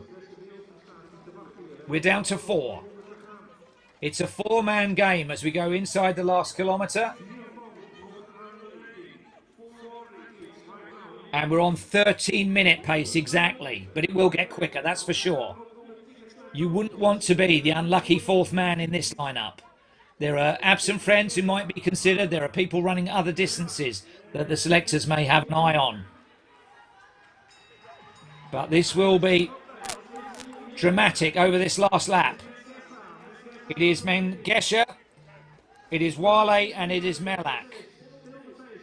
So Wale, the national champion, his lifetime best is 13:13. We're on 12:59 pace. These 3 burning it up down the back straight. And Mengesha relinquishes the lead at last. He's got to hang on now for 3rd place. Wale hits the front. The World Steeplechase 4th placer. And Nibrek Melek is the only athlete going with him. Wale holding, but Melek has not gone. He won the Olympic candidate race. He's got a best of 13:07. What's he got over the last 100 metres? The steeplechaser still holding. And you can see in his eyes that he's not going to relinquish this one. Wally gave us a surprise by contesting 5,000, but he is going to Tokyo for sure. 12:54. So it was a super last lap. There were eyebrows raised. Why would the world fourth placer at the Steeplechase run in the 5,000 metres? And that is why. Fastest time in the world. 12:53.28, the official winning time.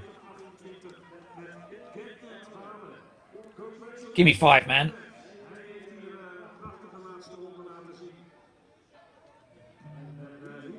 Team management were happy with that. I don't know if any of them persuaded him or it was a pure coaching decision to run 5,000 metres, but it's worked very nicely.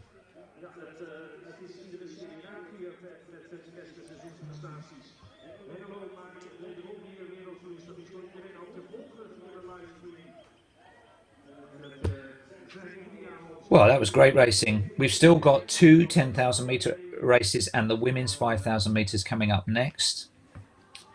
Olympic qualifying marks seem to be achieved with ease. It's world leagues that are the ones that are being achieved quickly. The last lap was 54 seconds.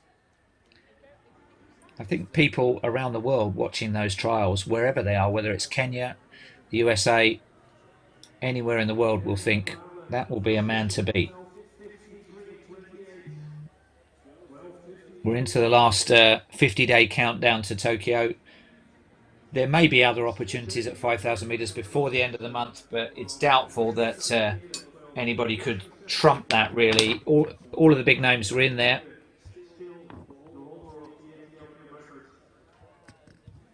Big personal best also for Wally, about 13 or 14 seconds off what is a relatively new main distance for him, having done so much at Steeplechase.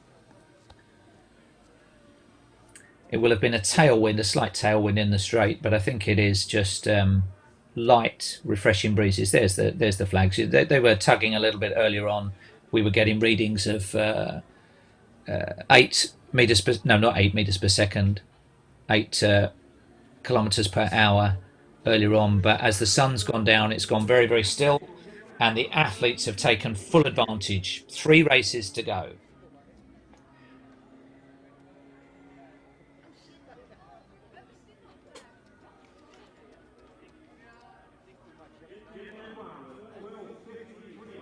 So that's the scrolling result. Wally confirmed with that 12:53.28. Melak probably good enough to go to Tokyo. And then Mengesha, who did so much of the leading, also under 13 minutes. But there are other athletes, perhaps doing other events, perhaps pursuing the Diamond League, who may influence the selectors' decision. It's not over yet. And I think that's why the selectors aren't committing even to winners being selected. But honestly, if you run a world lead and Olympic qualifying time and you beat all your main rivals, it would be a very harsh decision not to select winners here today.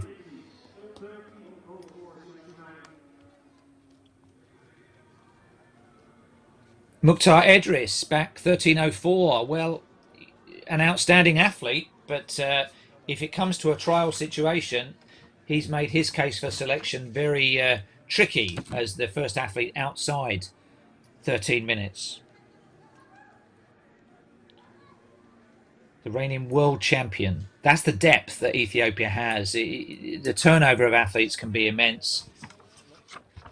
Kids in Ethiopia don't want to be David Beckham. They don't want to be LeBron James. They want to be Haile Gebrselassie and Kenenisa Bekele and Genzabe Dibaba.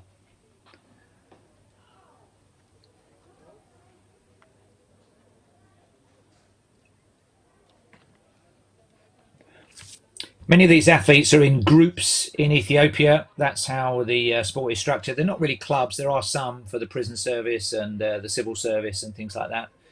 We're looking at the start list for the next event, which is the women's 5,000 meters. But a lot of them are agency groups where the management company is often European or American based.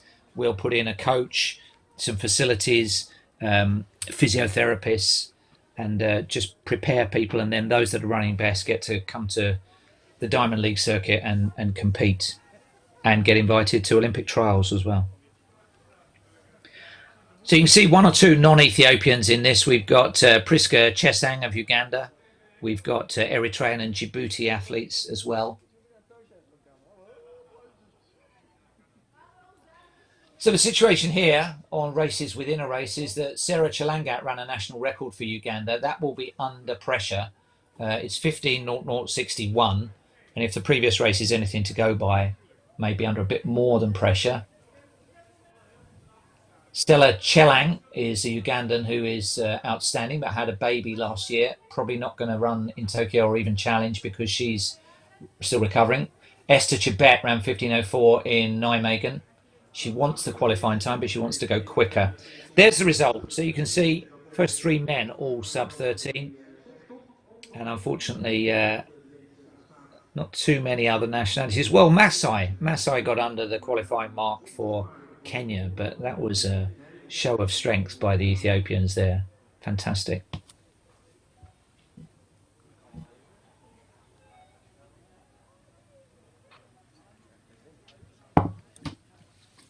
So a women's 5,000 meters and then the two 10,000 meter races, big races, big bankers for Ethiopia as the hot air balloon rises above the FBK stadium.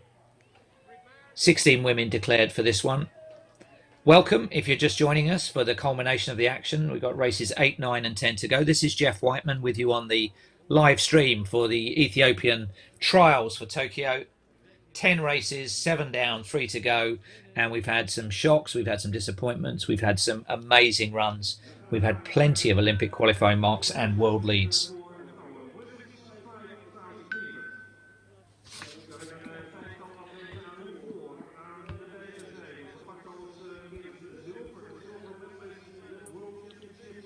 Lots of people have the standard for this one. Teferi, favoured to do well. Nice little wave, jumping on the spot, dancing on the spot. Bantu Werkel, twice the national champion, 6th in Doha. Good of Segai, world ranked number 1 at 1,500 metres. Broke the world indoor 1,500 metre record in Lievan in February. So a surprise, you'd say, to see her running 5,000 metres. World Junior silver medalist Tai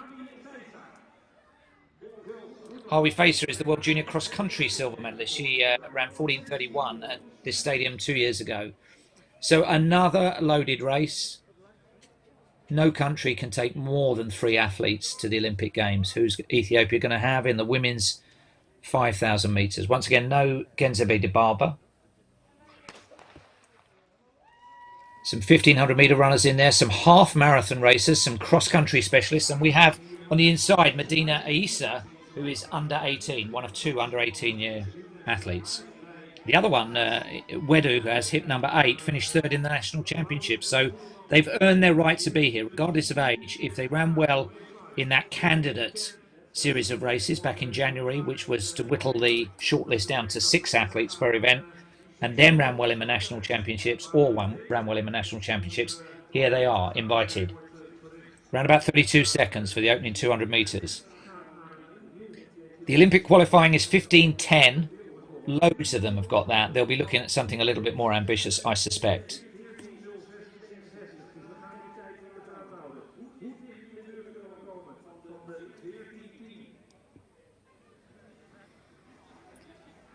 Very high stepping action for the pacemaker, Semberi Teferi.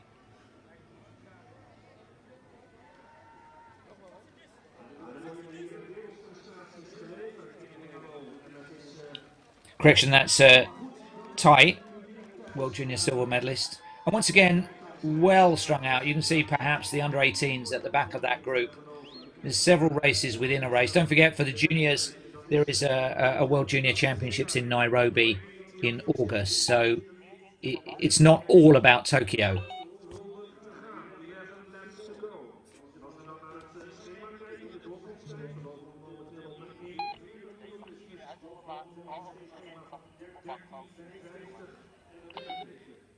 Tai was 2nd in the candidate race. She has run 14:53 on this track back in 2019 at the FBK Games in Hengelo. Well, this has gone out at 13:50 pace. Incredible. That's surely too quick.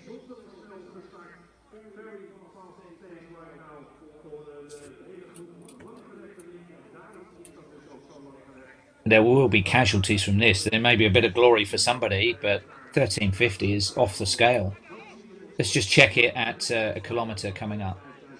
When they cross this finish line this time, it will be 1 kilometre down, 4 kilometres to go.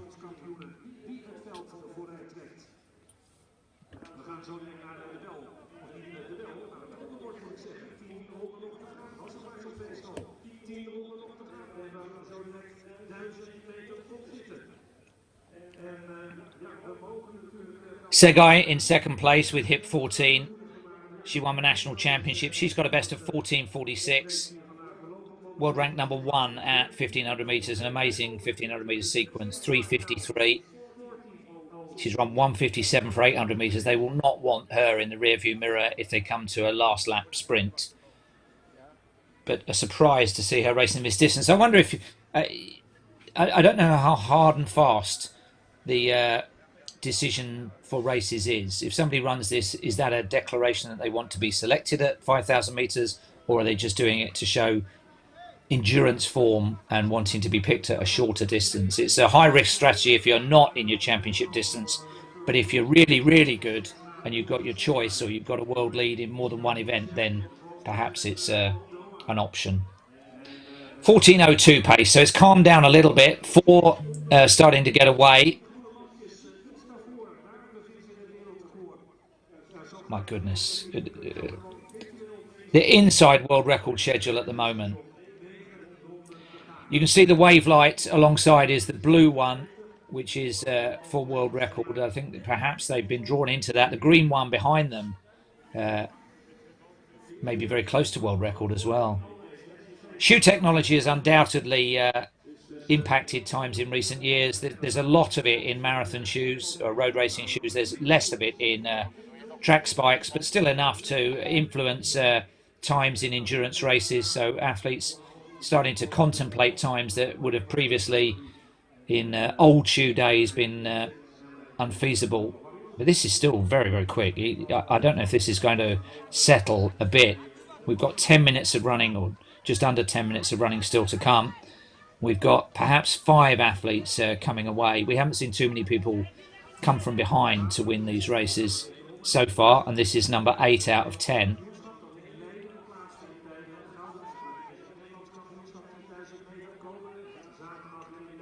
And they all look pretty good at the moment, don't they? There's nobody that appears to be hanging on there. The first 3 in particular. I wonder if there's a national running style. They run in groups in single file so much together, these Ethiopian squads, that sometimes the running actions seem to almost look identical. With Ethiopians, it can be quite a high arm carriage. 14:09 pace, so it is settling a little bit. Segai Waldu is in there as well.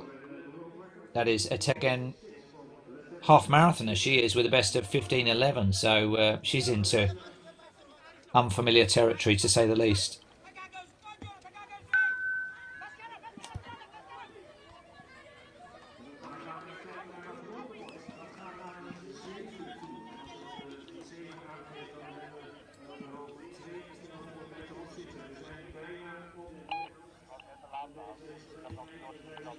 Fantu Worku is also in there. Twice national champion. Hip 15. That's her in 3rd place with the very, very high arm action. Her fists don't come too far away from her shoulders. You can see that's slightly unorthodox. 7 laps to go. Segai, Worku, Teferi, Marmo and Tai. Marmo's the one we haven't mentioned. Mesker and Marmo, African junior champion, best of 15:05. Well, any bets for taking a minute off your lifetime best? She's very young. She was 3rd in the candidate race. They've now gone to 14:13 pace, so they're perhaps paying for it a little bit. But we saw in the men's race that preceded this that actually it was just a gathering for a super quick last lap and a half or so. Gaps opening up a little bit. You can tell from the slightly screechy sound of the coach there, yelling at those at the back of the group to stay in touch. Personal coaches, group coaches, team management, physios, Everybody in the stadium is here for a reason. There are no out-and-out spectators. It's a behind closed doors event. Thanks for joining us, by the way. I hope you're enjoying it. It's Jeff Whiteman, race 8 out of 10 of the Ethiopian Trials for Tokyo. This is the women's 5,000 metres, and they're on 14:13 pace with 4 athletes getting away now. Following a similar pattern to a couple of the others we've seen earlier this evening. The bad news is somebody in that lineup will not be going to the Olympics, and it is an amazing run. It will come down to just moments where you're feeling good or bad, or a stumble on the curb or a loss of concentration, and that will be Tokyo gone. But equally, a moment of inspiration when your dreams come alive and you've got fire in your heart and ice in your brain, and you could be punching your ticket for Tokyo. We are coming up to 8 minutes in a 14-minute race. 6 laps to go. It's Marmo that has dropped off the back of that group. Mesker and Marmo, the junior African junior champion, and a little bit of daylight opening up. Segai, who's done a lot of the leading. Well, is this just a little tester that she's putting in? Worku Teferi and Taiyi behind her, but that's a significant gap. If they could close that, I feel sure they would.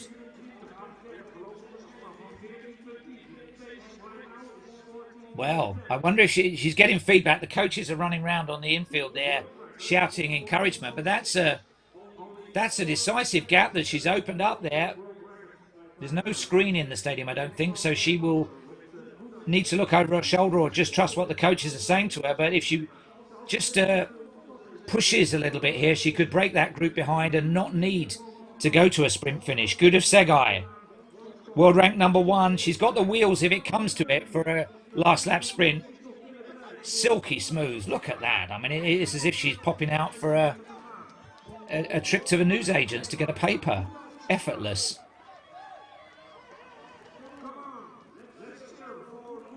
Wow, she has opened up a lot on the last lap. We're on 14:11 pace now.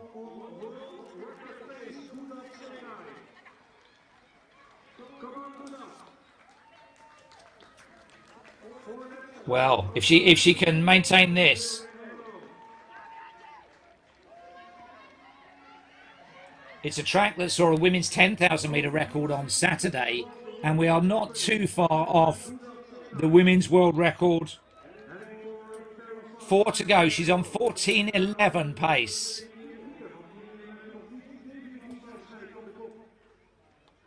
Imagine that in a trial where the main pressure is to finish in the top 2 or 3 to secure selection, and you're feeling so good. Look at hardly any contact on the ground with her feet. Almost like she's doing a sprint drill or something. She's grimacing a bit now, starting to work.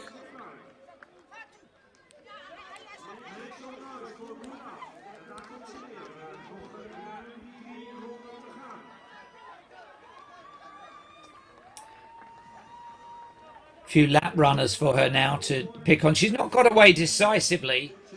It's still being held at around about 10 metres now. The world record is 14:06. I think she's going through a bad patch. I think that was a disruptive lap for her. It's got rid of the closeness of that group behind, but she may yet pay a price for this. She is slowing. She is being reeled in, and she has had a bad lap, Segai here. Wow. Who would have thought it at this level that somebody in their exuberance could get carried away, open up a gap like that? Yeah, that's not a nice feeling, looking over your left shoulder, your right shoulder. And guess who? Some of the best runners in the world. She's got great 1,500 metre speed. The coach is scratching his head in the background there. What happened there? Opened up 20 and then lost it all. Still on 14:11 pace. Still not a million miles from a world record.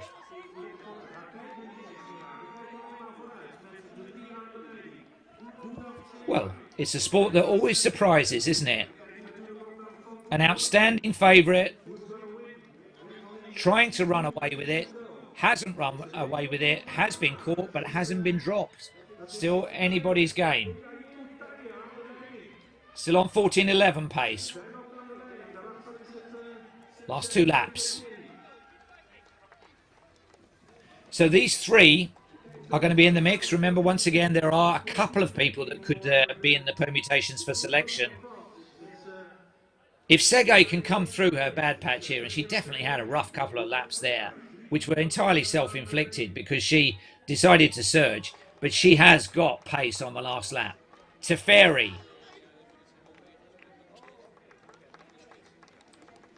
Running slightly wide off the curb. And Tai, who is having the race of her life, the World Junior Silver Medalist, second in the candidate race, lifetime best of 14:53. She's only a mere 40 seconds quicker than that at the moment.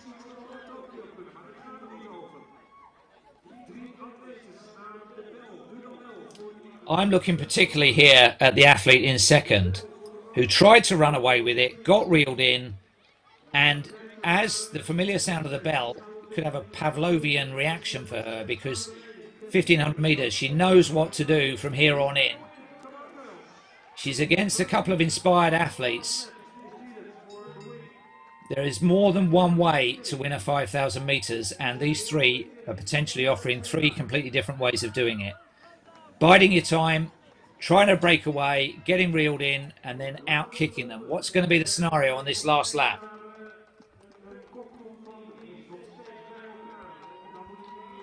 Great race, could be the race of the night. Teferi, Sege, Tai. Tai hasn't led for a single bit of the race. Sege led for way too much of it, but it comes down to 150. She's got the long stride, she's got the pace. And she goes to the front. Well, Lazarus is back, but Tai is chasing. The youngster hasn't given it up either, and she's still there on the outside as we come into the last 80 meters. Sege, the 1500 meter runner, what an eccentric, weird race, but she's going to Tokyo if she chooses. Tai celebrates in second because she's probably going as well, and she was long odds on doing that. What an odd race. That was, yeah, I think she's absolutely drained because she thought she got away, and then that horrible look over the right shoulder. Yeah, no, just let her have a rest, mate, because she's shredded. That was strange. Well, the coach is chuffed. She's had a very mixed up day there. Thought she'd run away with it, got reeled in, thought she'd been dropped, came back on terms, and in the end had to rely on the old 1500 meter fifth gear on the last lap. Well, great race. Over to you, selectors. Fastest time in the world this year. We're saying that a lot. 14:13:33. That goes ahead of the time that Sifan Hassan, whose name seems to come up quite a lot for somebody that's not been here since Sunday. She had the world lead at 14:35.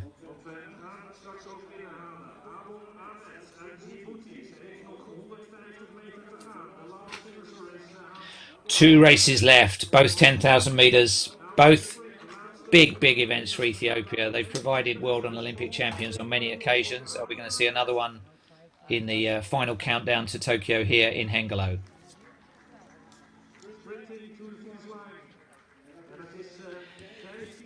And you can see those flags. These are some of the junior athletes bringing it home.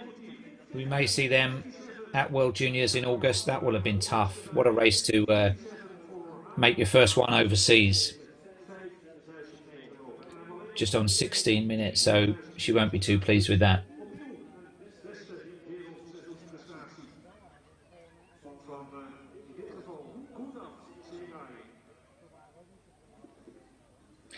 So I hope you're enjoying the coverage. It's Jeff Whiteman here with 2 races to go. We've had 8 out of 10 of the Ethiopian Trials here in Hengelo. Here's the scrolling confirmation in the bottom left-hand side of your screen. Sege, world lead, 14:13:32. I don't think she'll want to run a race quite like that again, in that manner. She has a kick. She thought she didn't need it. She did. Tai, with the race of her life, has she punched her ticket for Tokyo? You would think so, with a time as good as that.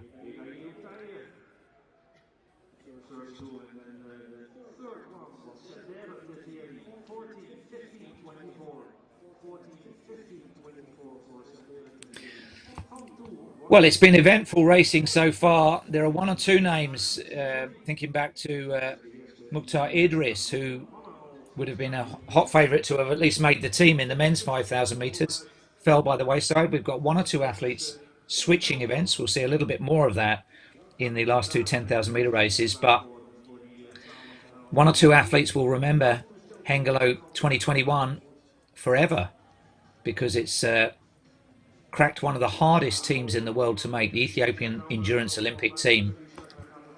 I was saying at the start of the program, Ethiopia won 8 medals in all, in every sport, and all of them were endurance athletics events in Rio.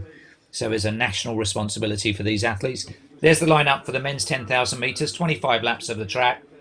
The largest field of the day, that's only page one. We've got 23 athletes, including some very well-known names. And there's one of them at the bottom of the caption, Yomif Kajelcha, the world indoor champion twice at 3,000 metres, working his way up to the longest of the track events. Will it be with success? And Pip Pip, USA, first competitor from the US, Kurabel Erasa. He's run 13:12 in California. He's got a 4th place in the world cross-country mixed relay. So the invited athletes, as well as Ethiopia, Eritrea, Netherlands, USA, Uganda. And we're back on schedule, more or less. This race was due off at past. And it's loaded.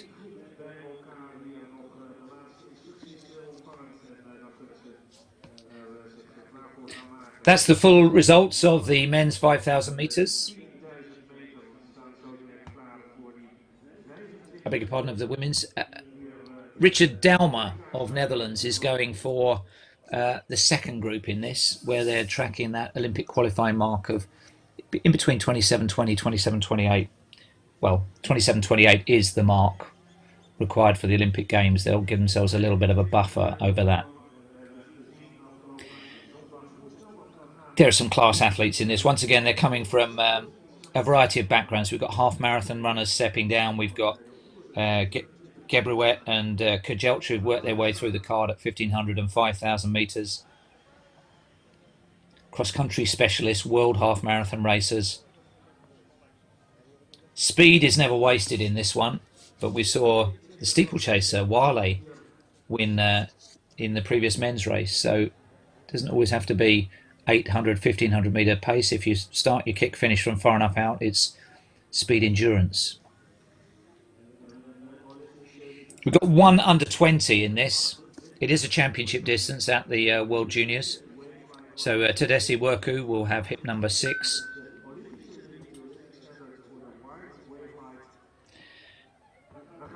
The wind has died to pretty much nothing now. So it's the temperature's dropping slightly as we approach, well, just beyond 8:30 local time.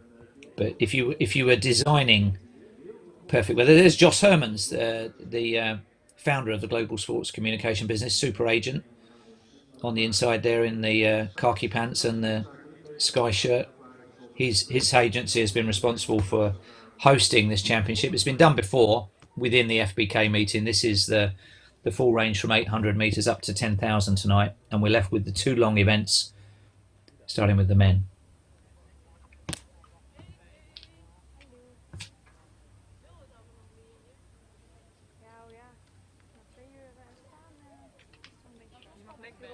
So the quality of the racing has been fantastic. If you put aside the fact that we've had world leads and just unbelievable breakthroughs, yeah, that's special. That's almost a given when you get this many Ethiopians and guests lined up. But we had breakthroughs in that last one. People just getting inspired, living their dream, hanging on with the lead group, and then suddenly feeling good on the last lap and maybe going to Tokyo.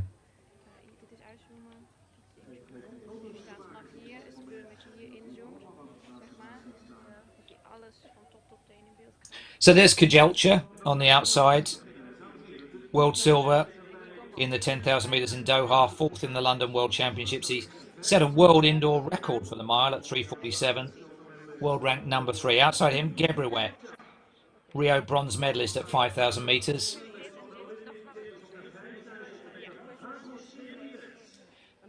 The seeded runners are the first ones that we're seeing here. So Selaman Barega, also a World 5,000 metre silver medalist. A surprise, perhaps, to see him running at 10,000 in the trials. Tamarit Tola, the Olympic bronze medalist, fifth in the candidates race for this event.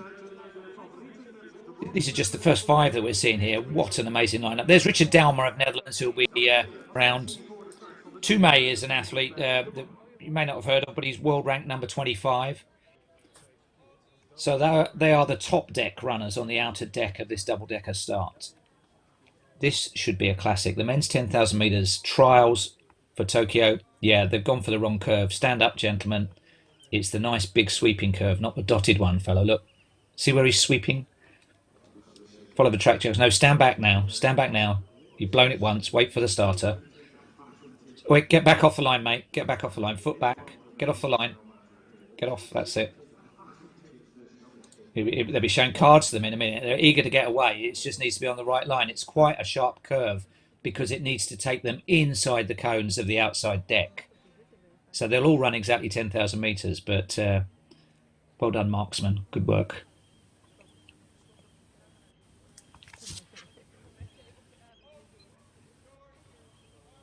This time, yeah, that's the line. That's the line. Now get your toes behind it.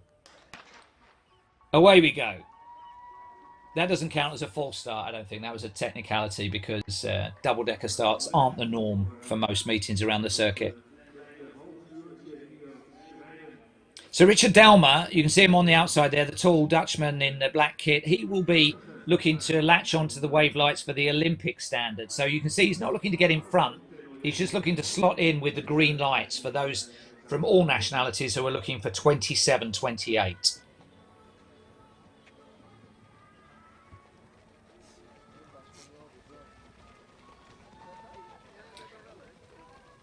So we've seen ferocious speed in the previous races. This is 27 minutes of running, so it starts off a little bit more sedately compared to what we have been seeing, but nonetheless, you can expect the world ranking list, the world top 10, to take a bit of a battering off the back of this race. These are beautiful conditions in Hengelo.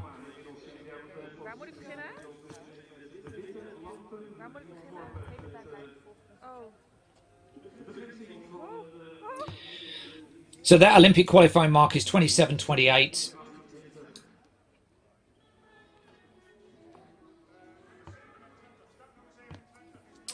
I wonder, some of those kickers, will they just try and hang? There was no need. If you've got the fastest finish in the race, you just need to stay in touch.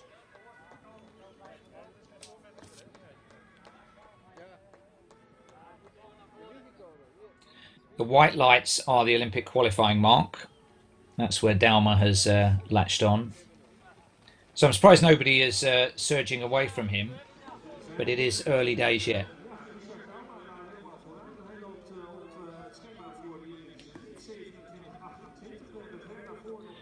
This is a familiar hunting ground for athletes like Hagos Gebrewet.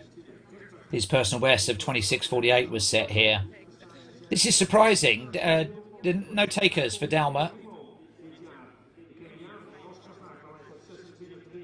Bit cagey, this one. I wonder if they got a bit flummoxed by that falsy start. But we've seen every race go off in full cry, except this one. Plenty of time for that to be made up, but it's slightly unusual.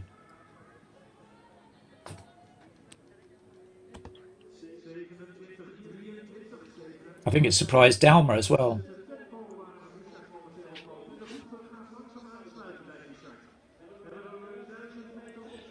So this is 1 kilometre as they come through the 200-metre point here. 2:45 or thereabouts. Yeah, and they're being pointed, go with the pacemaker. He knows what he's doing.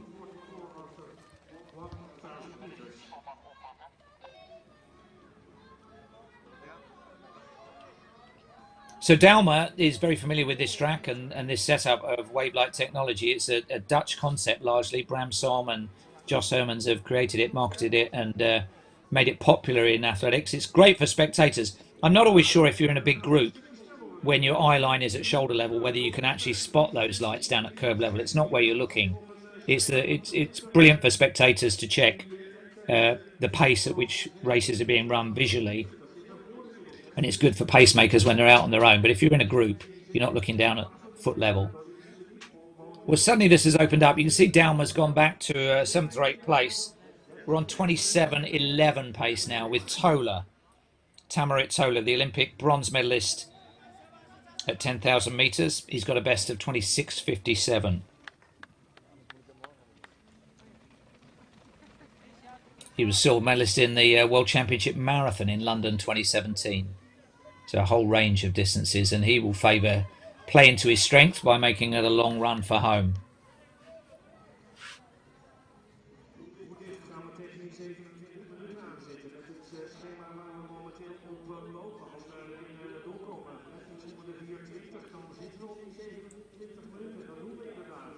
Bellehu, world ranked number 6th, now taking up the running. He's run 26:53. He started his campaign for Olympic selection back in the candidates race, that midwinter, in northern terms, January race in Addis Ababa. He was second in that. And his surge has brought it back round to 26:56 pace. So you can see, gauge it on Richard Dalmar, who's still running even pace, but much further back now. It's been quite an erratic series of laps. And a gap being opened up at the front.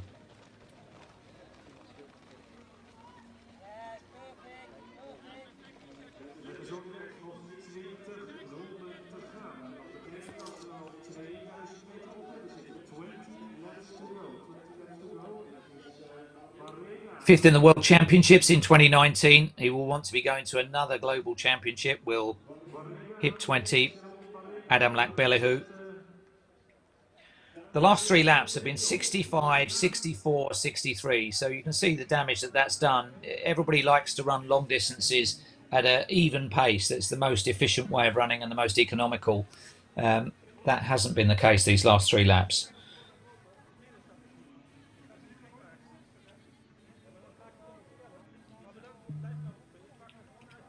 So although he's got hip 20, that's Salomon Barega. Rio bronze medalist at 5,000 metres. Relatively untried at 10,000 metres, certainly against this level of opposition. But he's put in a few testers.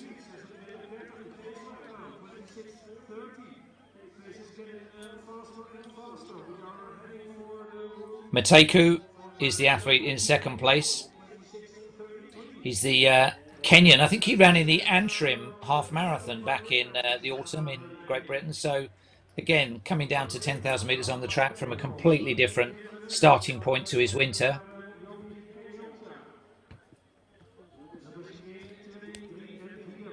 That was a 60-second lap. That's going to be hurting some of these guys.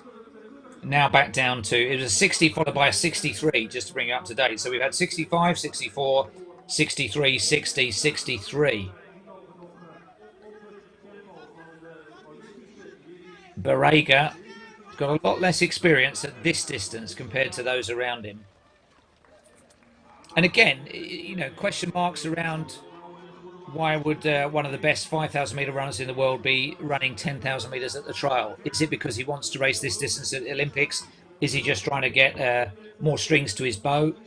Kajelchev, a tall figure behind him, equally has moved up to 10, but has got the world indoor record at the mile. So we've got, in the first 4 runners, we've got a half marathoner and a world mile record holder.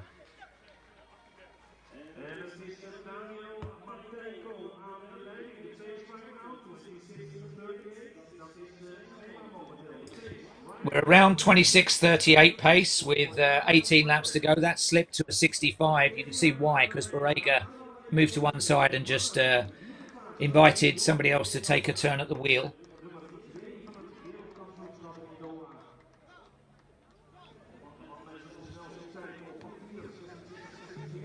I mean, this what a world-class group, but what a bold run for home being made here by the Kenyan. Of course, they will know he's Kenyan, so he forms no part of the Ethiopian selection process, but there is a rivalry there that they'll want to tap into. But I think this has gone back to about 60 seconds for this lap. He's part of the race as well. I mean, he may be trying to qualify for Kenya, but he went off the same starting gun.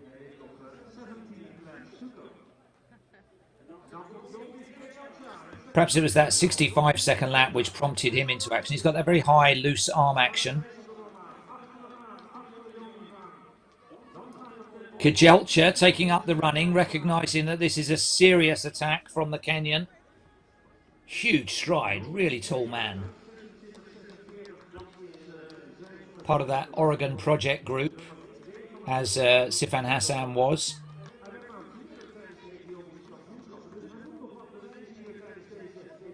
So Mateko of Kenya, then a whole host of Ethiopians. We're still only 9 minutes in to a 26-minute race. We're on 26:34 pace for the leader.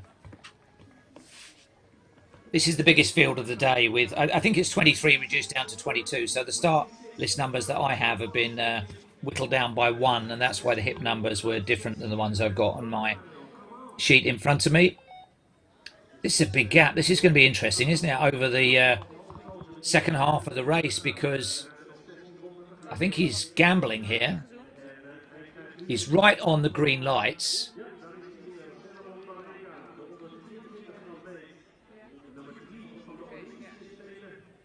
Well, look at that. That's extending that gap. Maybe now up to about 30 meters. The green and blue lights.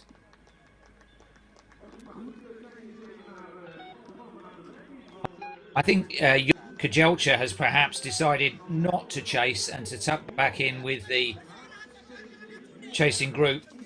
It was a 62-second lap. Barrega now deciding that perhaps he should have a go at closing the gap to the leader. There's Richard Dalmar ahead of the white lights. So all of those athletes just immediately behind him are inside Olympic qualifying schedule. 1 or 2 finding it a bit hot going and stepping off.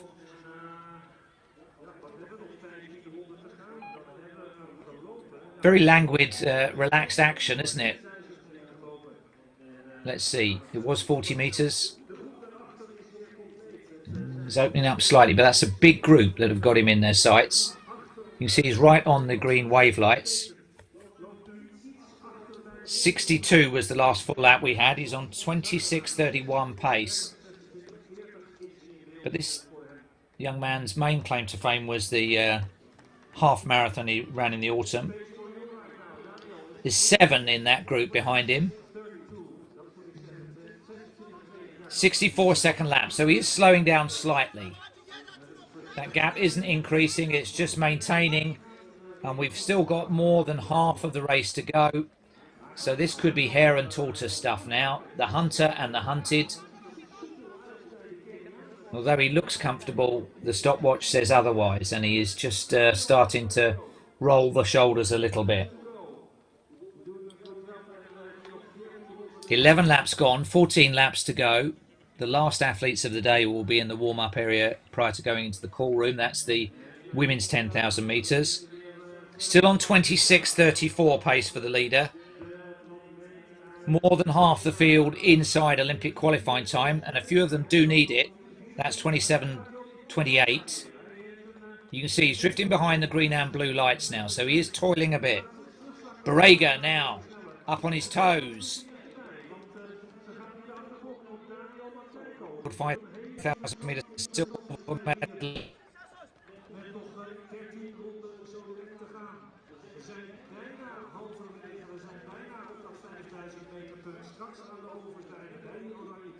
And he's running quicker than he did at the FBK Games in 2019.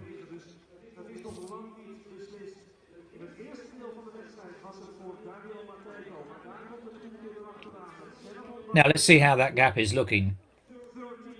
I think he's maybe on borrowed time there. Clears his nostrils.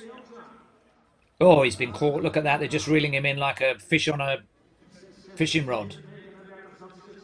Wow, that gap was huge. I think his time at the front is sadly over. It was a bold move.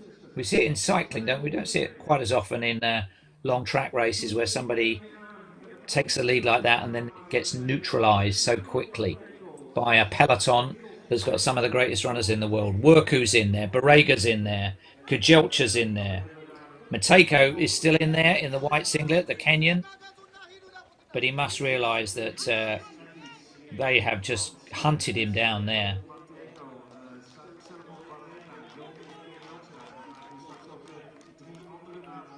Well, having got behind him, they're now using him as a pacemaker. But that's if he's struggling. Yeah, Borrega's identified that. I think that will be a slower lap. They've drifted out to 26:39 pace. That's not exactly dawdling, is it? That will be fastest time in the world and one of the fastest times.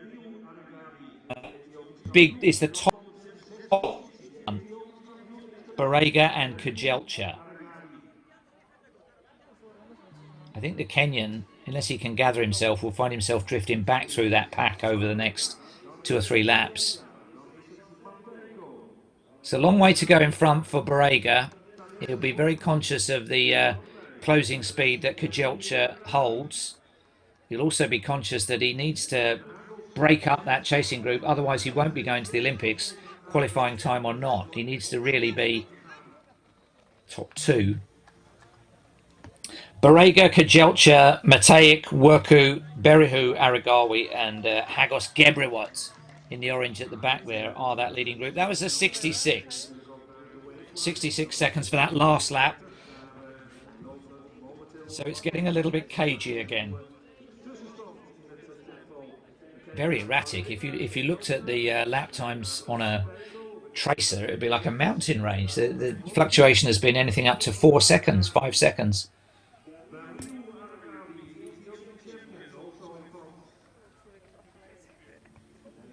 So there's some real experience in that group. Experience of championships, experience of running quick times, experience of Hengelo, and experience of Olympic Games and getting on the podium at Olympic Games.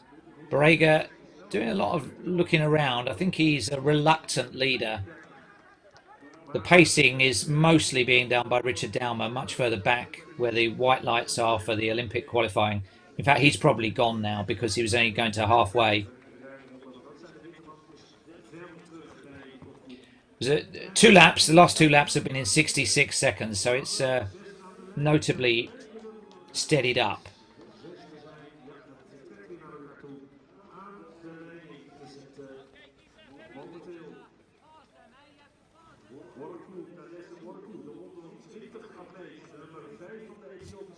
.26:47 is the projected finishing time. We've got that group of 6. The Kenyan Daniel Mateko has rallied. Gebrewet is lurking at the back there. He's a wily old competitor. I seem to remember a race that he was in one time where there was a miscount of the number of laps. And Kajelcha was in the incident where as he fell, he grabbed at somebody else's shorts. They've all had what happened next moments in the sport, but they're all very, very accomplished competitors.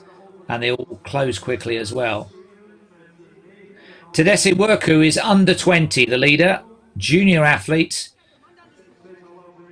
So I'm sure he's punching his ticket for World Juniors in Kenya in August. But, well, unless this is a last-ditch attempt for him before he drifts off the pace. It was 69 seconds, so it slowed down quite a lot.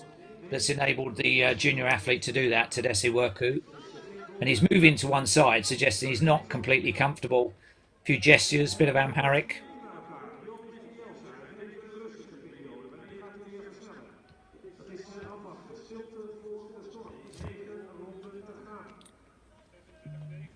So as we look at that group, world class though they are, half of them will not be going to the Olympic Games, or up to half of them will not be going to the Olympic Games, and up to 3 will. Don't forget we've got 2 nationalities with the Kenyan Mateko in the white singlet.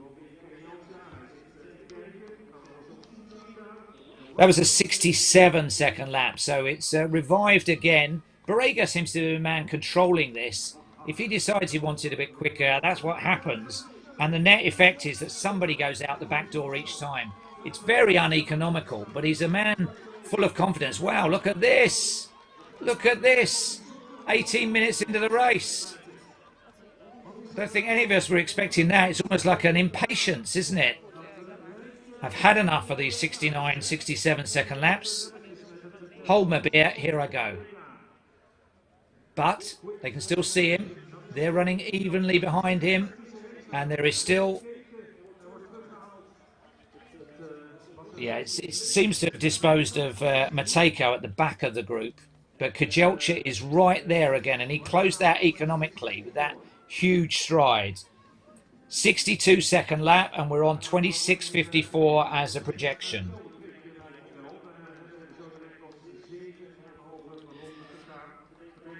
And the athletes going to the Olympic Games are in that picture, but who?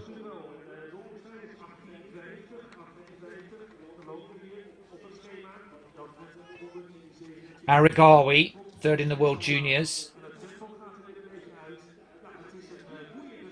Hagos Gebriwet in the orange. It looks like it's slowed again. Has anybody heard of fartlek, where you do 1 lap fast, 1 lap slow? That's what we're seeing here. It's enabled the Kenyan, Mateko, to come. Why not take the lead again, mate? Be my guest. Away he goes. It's actually Hagos Gebriwet who takes the lead with...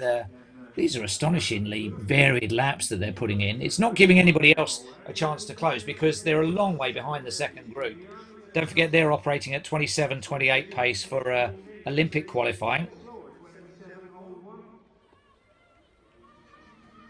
I wonder if Barega has damaged himself a little bit this time because he's conspicuously off the pace this time, 5th out of 6th in that group. So that impetuous surge, I hope it hasn't cost him a place on the road to Tokyo. He's a class athlete. I'm sure he can get back on this, but it's not looking brilliant for him at the moment. Worku, the junior. Tadesse Worku, the under-20, bossing it at the front with some of the greatest athletes of all time behind him. Kajelcha, Gebriwet, Barega. Those are the top 3 seeds, and they're in 3rd, 5th and 6th as we look at that group. Gebriwet nearly stumbled on the curb with the wave light in it. Beyond the 20-minute point now. So only just over 6 minutes of running to go. Kajelcha has a look over his shoulder. He's not too worried about the ones in front.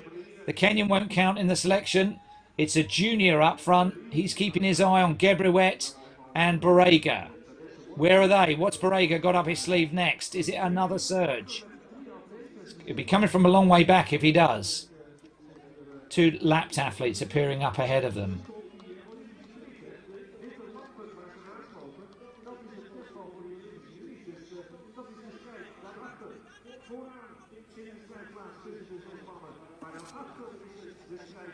Wow, this is an unusual race.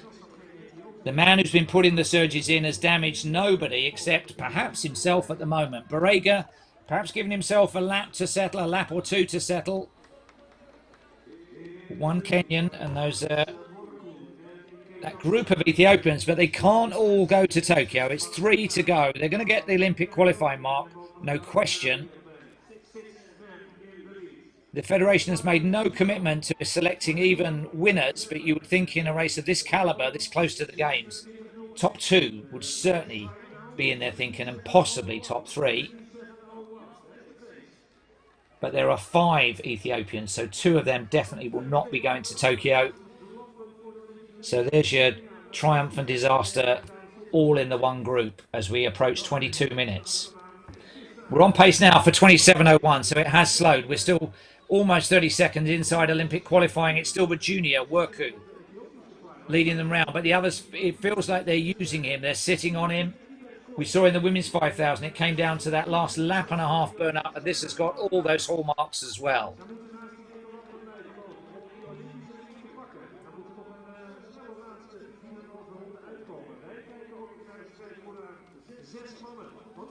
Barega, I think, has come through any bad patch that he may have had.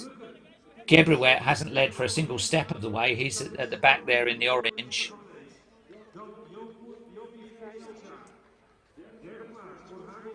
I don't remember seeing a sprint involving Barega and Kajelcha. So, I mean, your money would go on the world mile record holder, Kajelcha, but stranger things have happened. Barega isn't a slouch either, nor is Gebriwet. I mean, this if it now gets a bit cagey round to the closing stages, those 3 guys may well be the Ethiopian team, but there's 3 others looking to make their mark on this race and have gone way beyond anything we might previously have expected. Stephen Kissa is on target for the qualifier for Uganda. That was the big story for that. Really needs to run under the 27:22 that was run by Abdallah Mande of Uganda.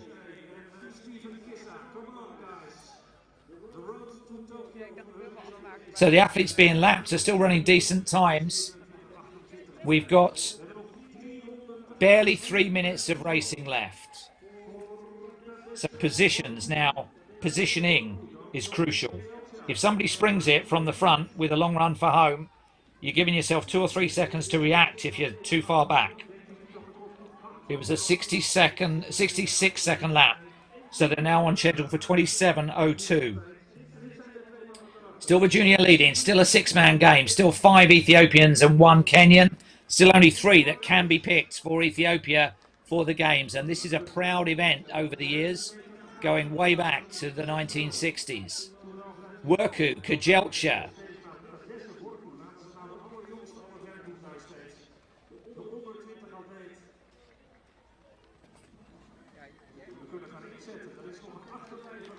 Berihu Aragawi was 3rd in the World Juniors in 2018. He's the other athlete in that group.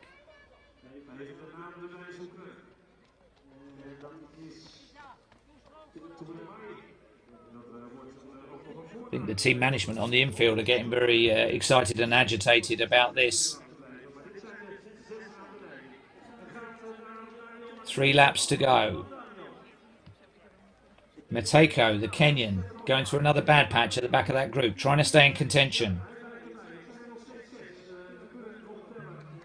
Still operating right on 27-minute pace. I'm sure they'll go through that because the battle and the closing speed as Barega moves out almost to lane 3 to come round the outside.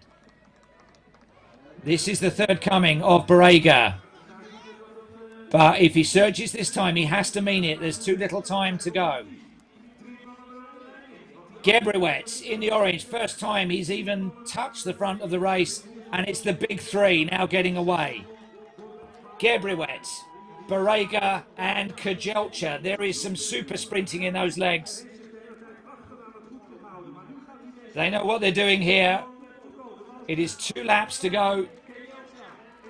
This could be the team, but they won't want to risk that. They will want the win.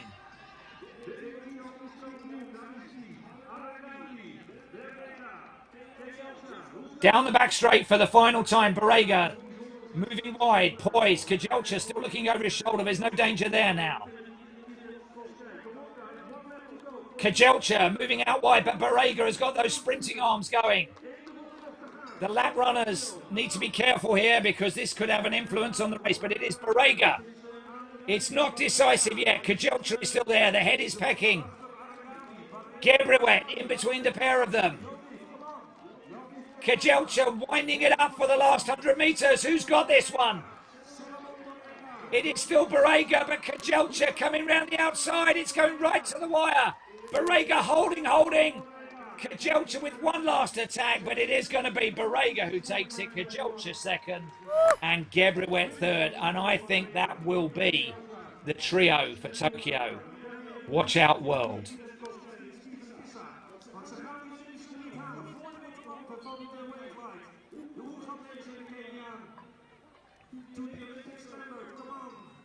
And we're keeping an eye on the white light that is the Olympic qualifying distance. It is 27:28 we're looking for. The clock has obviously stopped on the winner's time there. These 2 guys need to be careful not to keep going across the line because they'll be activating the sprint finish, the photo finish. The last lap was 51 seconds. 51 seconds to go under 27.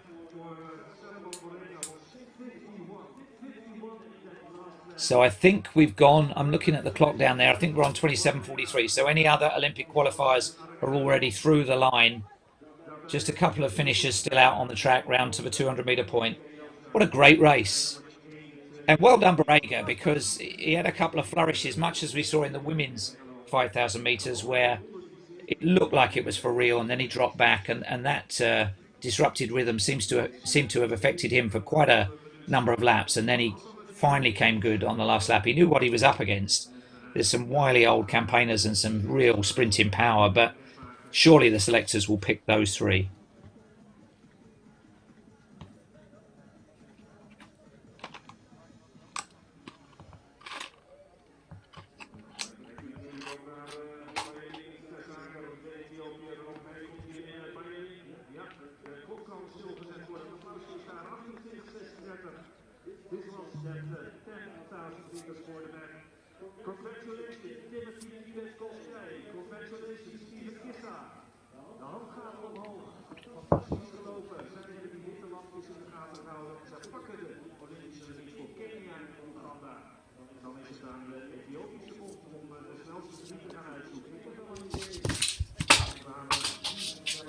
So we still have one race to go. Have we saved the best till last? It's a very eagerly awaited women's 10,000 metres. We'll bring you the formal results of that men's 10,000 very shortly. And it will be of interest to see just how many nations and how many individual runners made it under the Olympic qualifying mark of 27:28.00. So those are the ones we knew. Look at that. 0.2 of a second after 25 laps of racing. Surely Barega and Kajelcha will be going to Tokyo. And surely they'll be joined by Hagos Gebriwet. Did I mistakenly call Gebriwet as Aragawi? I do beg your pardon if I have.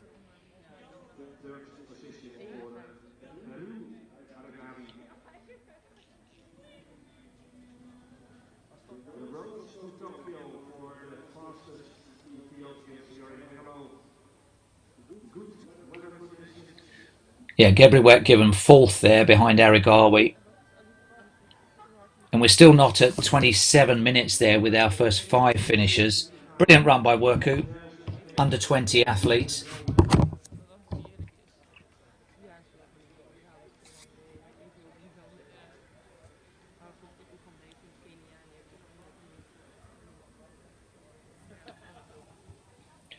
Now, when that scrolls forward to 27:28, let's see if one or two of those athletes from Uganda and elsewhere, with the help of Richard Dalmar.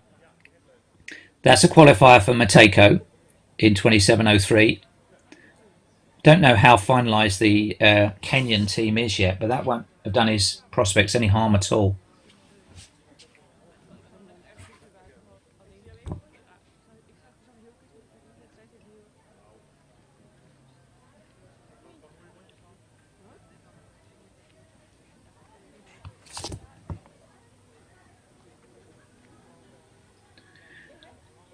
So it's been a perfect evening for racing.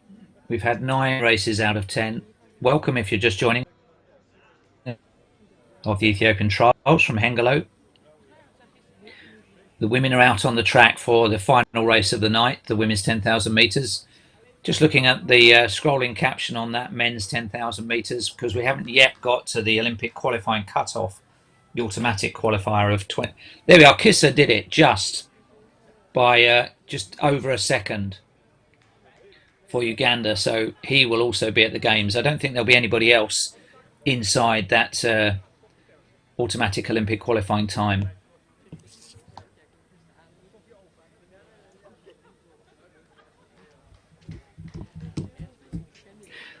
Interesting athlete in that lineup is Francine Niyonsaba of Burundi.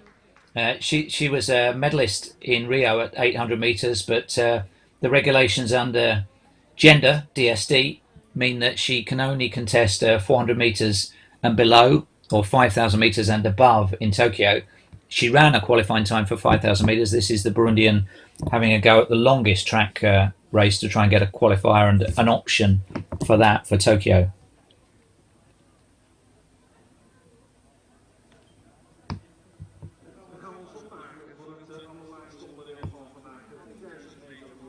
So the pacemakers will be Jacqueline Rotich, who'll be doing probably the first 3 laps. Then it'll be Kidsan Alemu, looking to go 8 or 10 laps at about 2:58 pace.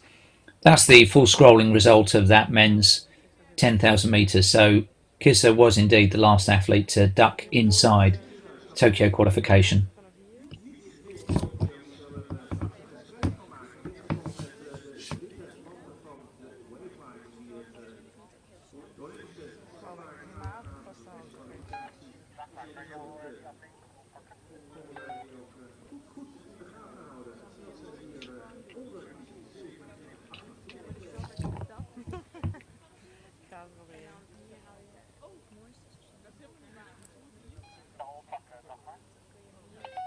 I think there are a few spectators just at the end of the home straight there. Maybe one or two expats who've been put in what was the Daphne Skippers stand just behind the 100-metre start. They'll have been COVID tested to be allowed in. It's been it has shown what is possible. There were 1,500 spectators at the FBK Games on Sunday. There was a Zoom wall of fans that were interacting with the athletes on the giant screens on the first bend. And those that were there created a really brilliant atmosphere. The decision about Tokyo and whether spectators, there will be no international spectators, but there might be Japanese spectators. The decision on spectator numbers is going to be made before the end of this month. But we've seen that you can have atmosphere without spectators. It will be a shame, but they're strange times that we're living through. The athletes still performing brilliantly. Hope you're enjoying the live stream coverage. We've got one race to go, the women's 10,000 metres. Ethiopia, Burundi, and Kenya in this 15-woman lineup.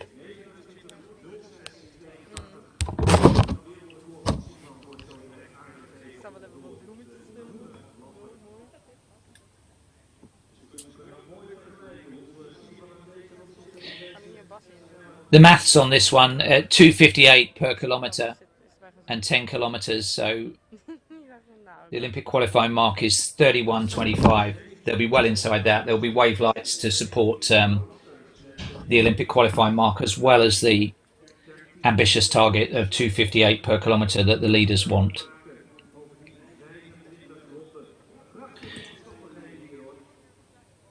And we've got one of the most exciting endurance athletes in the world in this lineup. We'll meet them on the start line. I don't think it will be double-decker for this one. I think they can all fit on one waterfall start, one curve. Seeded athletes are on the outside along with the pacemaker, and the age group athletes and those that perhaps aren't expected to do as well will be nearer the inside. Just a reminder once again, this has been like a three-stage process to whittle down the contenders and the team for Ethiopia for Tokyo in their endurance events. We had the contenders, the candidates, Olympic candidates races over all distances in January in Addis Ababa. Slow times because it was at altitude, but anybody finishing top 3 or 4 guaranteed themselves an invite here, and it was supplemented by those that finished top 3 or 4 in the national championships. Some people have done both. I don't think anybody's won both so far, but certainly a number of people have been top 3 in both. But this is the one that counts. This got them through to boot camp, the live final, and it all comes down to what they can do over the next 25 laps.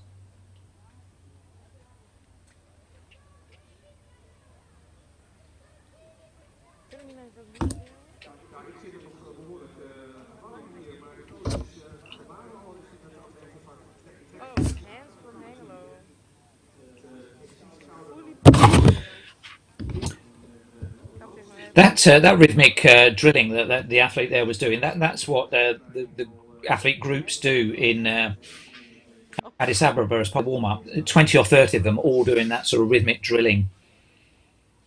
Spectacular to watch. And they do it on the circuit as well, the Ethiopian athletes. When they go out for their loosener jogs on the day of races or the day before races, they get in formation. It's brilliant.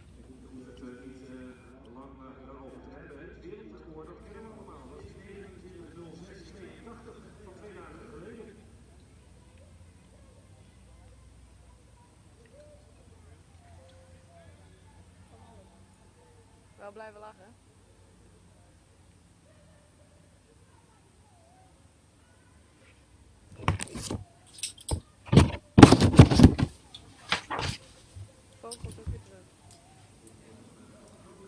So I think we'll see the 2 pacemakers on the outside. That's Kidsan Alema of Ethiopia and Jacqueline Chepwogan Rotich. Just a couple of laps for Rotich, a few more laps, 8 to 10 laps, hopefully, from Alema.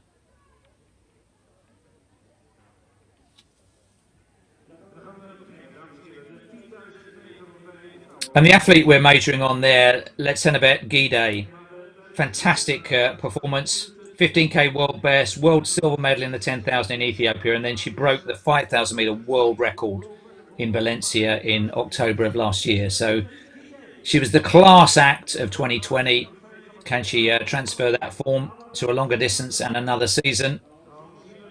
Ababel Yesene, best of 30:35. She broke the world record at the RAC half marathon. Gemechu, world ranked number 9. Geta Alamayu set her personal best of 30:53 in Hengelo a couple of years ago. So some real firepower once again in that race. You'd have to say that Letzenabet Gide has got to be the favourite for this, just based on her 2020 form. But it's another season, another day.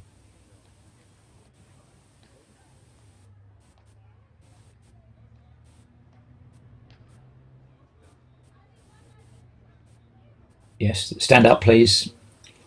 Toes behind the line. Marksmen around the world have told you this many times before. Don't touch the line with your toes.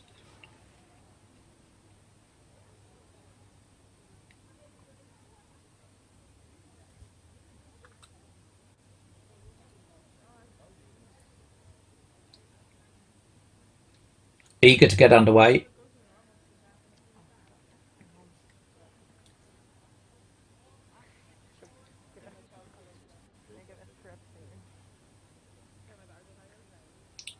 He's pointing at somebody's foot. He's not happy. He's not happy. No, they'll have to go again. They'll have to go again. Somebody's got their toe on the line. Marksman, perhaps they're not understanding the difference between the curved line and the straight line, or just being careless about putting their toe on the line. But every club runner will tell you it's a green card, so there's no warning. It's just don't put your toes on the line, behind the line. This is serious racing. He's got his eye on one athlete there, hasn't he? Now he'd be pointing, I think, the marksman.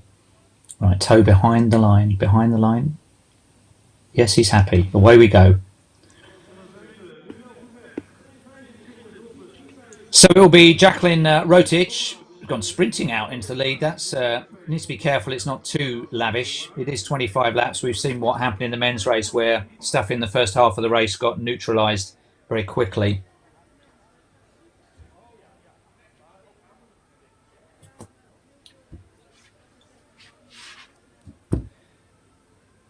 So again, we have a common ground for athletes that are specialist cross-country runners, half marathon world record holder, 15k world best, one or two moving up from 5,000 metres.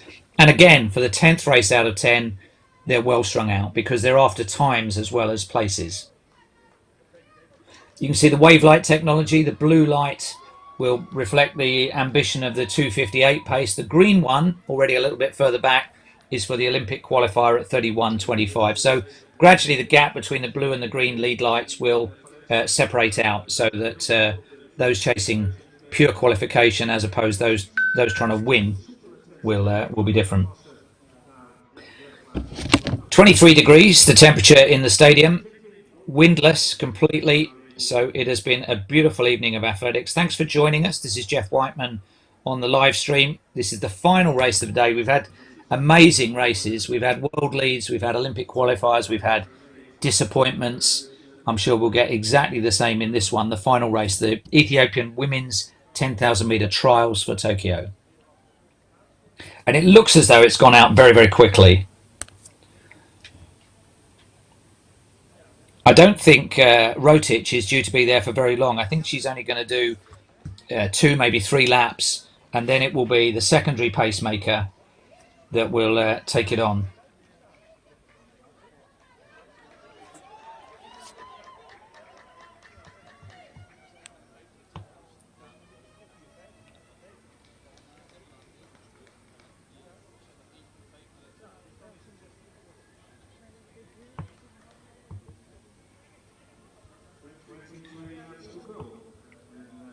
So 2 laps down, 23 to go. We don't have a caption clock for you on this one.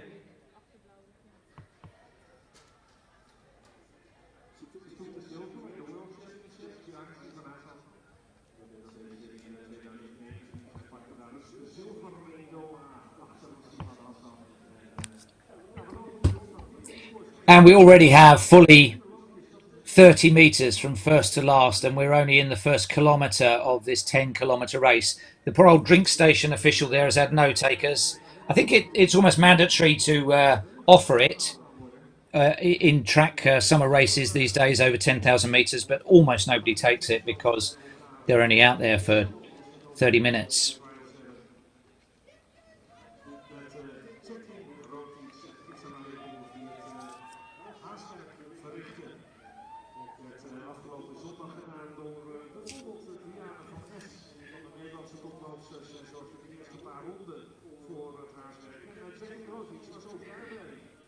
Well, there's a couple of little gaps opening up. It is very early days, but you would have expected to see it a little bit more tightly formed than this. They are. There's the green light, still not that far behind the blue, but that's 31.25 pace. 2:58 per kilometre is the lead time, so that's sub 30-minute pace. Josh Hermans watching them from the barrier on the infield down the back straight. He will have clients in this race. He'll, I hope, be delighted with the way that it's gone. It was a 70-second lap. They're on 29.21 pace at the front. So that's, wow, more than 2 minutes inside Olympic qualifying time. So if they kept this up, the whole field would run the Olympic qualifying time. I suspect there's a few ups and downs for all of them to come through.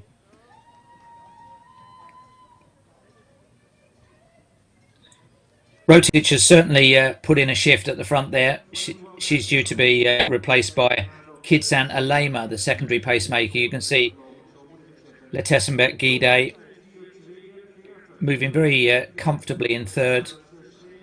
It was October last year. It was a special event NN running at Valencia World Record Day that lived up to its billing. And she was astonishing that day. And October, I mean, in 2019, we saw a World Championships in Doha in October because of the heat. Last year, it was really because the season didn't get started because of lockdown until August. So October was only a couple of months in.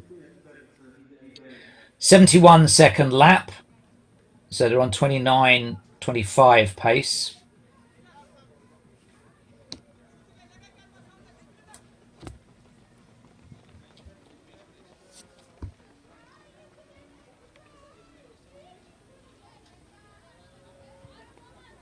So the field is only 15 runners. I think we've lost 3 or 4 at the back of the group. There's no juniors in this one. Yeah, there's 4 athletes just dropped off the back of it. Oh no, more than that actually.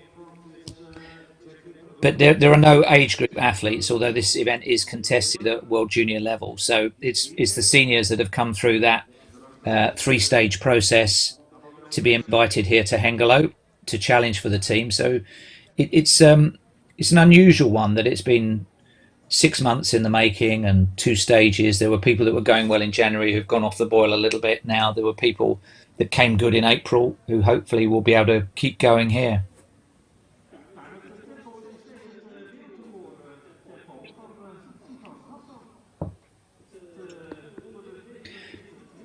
It's a lucky track for 10,000 metre racing. We saw that incredible run by Sifan Hassan where she was on her own from almost this point in the race and smashed the world record only 2 days ago. 2 days ago on Sunday. She's due to race over 1,500 metres tomorrow night.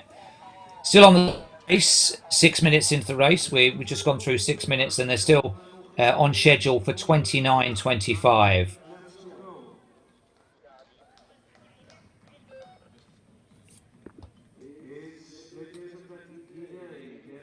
And as we so often see, the athletes directly behind the pacemaker are staying there. Rotic is still doing a great job, going far more laps than we were expecting. But it's out the back of that group that 1 or 2 athletes are being dropped every kilometre or so.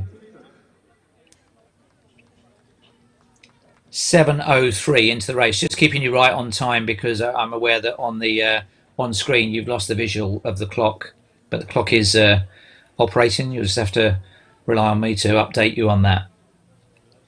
We've had so many world leads. You'd expect it. Ethiopia, are they the best or the second best or equal best distance running nation in the world? This is the creme de la creme. They've been invited here to challenge for the Olympics, so they're already world class just by getting on the plane to Amsterdam. But they're absolutely going after the times. We haven't had any I guess perhaps the men's 800 was a slight disappointment. There was something funny happened there on the third 200-meter segment. But apart from that, every race has been super quick, lots of Olympic qualifying times, and run full on. So the green wave light is catching up a little bit on the blue still. There you can see we're 8:15 into what will be hopefully a low 29-minute race.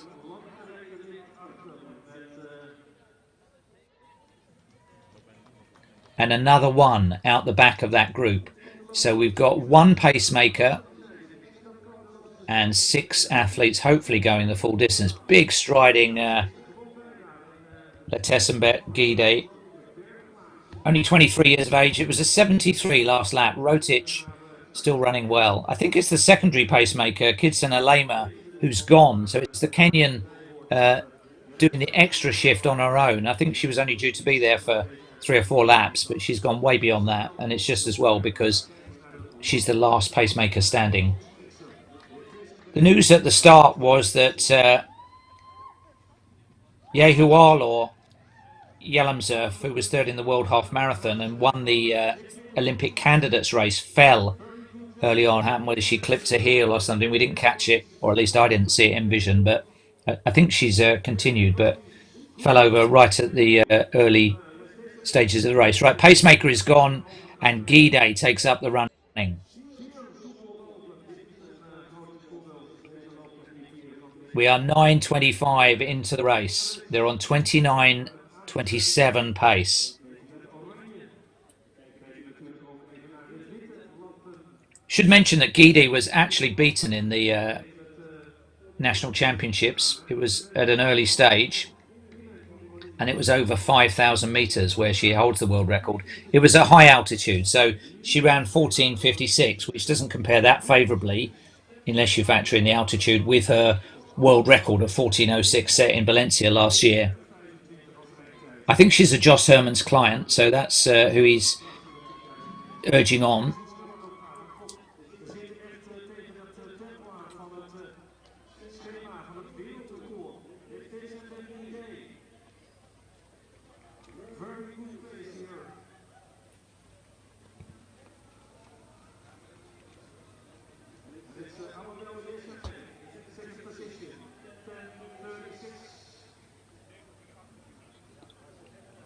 Ababel Yasane is the athlete behind her, the world record holder from the RAC half marathon. I was there that day. That was an astonishing run. 64:31 she ran. So she's actually stepping down in distance to do this, and Gide is stepping up as 5,000 meter world record holder. Logic would say that the further on it goes, the more it plays into Gide's hands, but she's the one taking it on, which is sort of counterintuitive. You'd think the half marathon runner would want to make it quick, consistently quick all the way around. We're on 29:28 pace. We've just had a 71-second lap. This is race 10 out of 10 at the Ethiopian Olympic Trials, being staged in Hengelo at sea level with the benefit of beautiful racing conditions organised by Global Sports Communications. It's Jeff Whiteman with you. Hope you've enjoyed the racing. We've had some tremendous racing. We've had world leads. Let's see what this final one yields. And remember, only 3 can be picked for any nation, whatever their strength in depth is.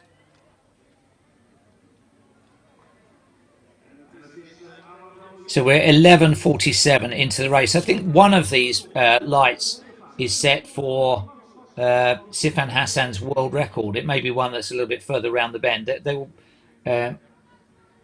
That will become a bit more distinctive later on. They're certainly not running at world record pace, but they're on for 29:29, so we're not too far off. Blue probably world record, and the green will be the 2:58 per kilometre pace.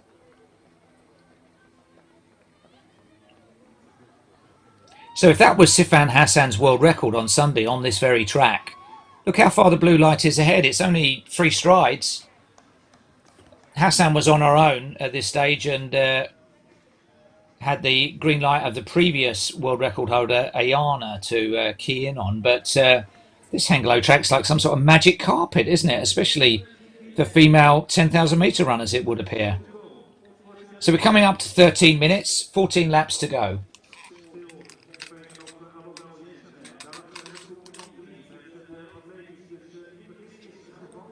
Very fluid, languid running action, isn't it? I think it's deceptive when you watch Gide, because she looks like she's almost on a training run, and yet this is, well, one of the fastest 10,000s we'll ever have seen.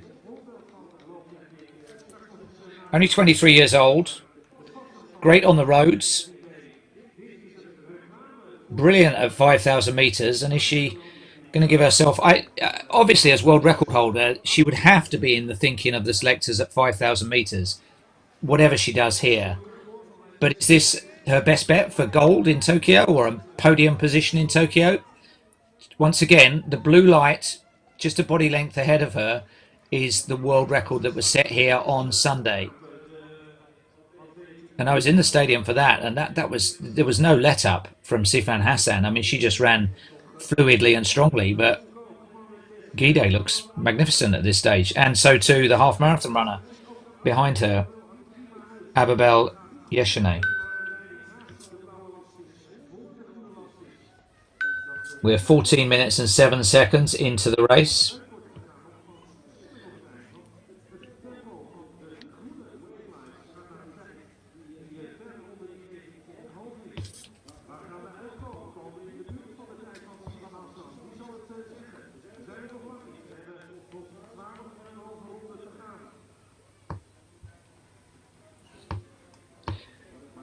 What a strange thing it would be if we had a world record in this race. It would mean that on the same track, Hassan was world record holder, stadium record holder, track record holder for 2 days. They're looking magnificent at the moment. The first of the lapped runners ahead of them. Oh, what was that? A little pat on the back as she went by? Perhaps a training partner? Same hairdresser? And that manoeuvre has opened Gide away from the chaser. 29.06 was the world record. Suddenly she is up with the blue light, Gide, the world 5,000 metre record holder.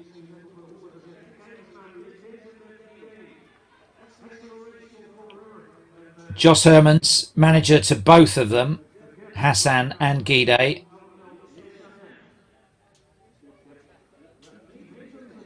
Adias Misiani of Ethiopia is going to be lapped very shortly. Now Joss gets off his barrier and lets her know it is on. The track record is on. It also happens to be the world record. Running on her own, I bet in the peripheral vision of her eye she can just see that blue light. Now less than a stride in front of her.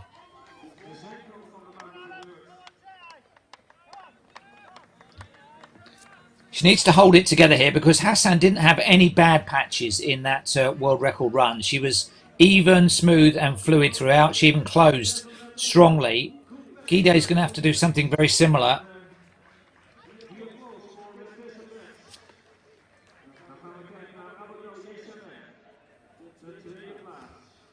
She's very toe-striking runner, isn't she? Very up on her forefoot, and quite a high kickback of the trail leg for a 10,000 metre runner. It looks more like a 3,000, 1,500 runner. The arm action very deliberate as well.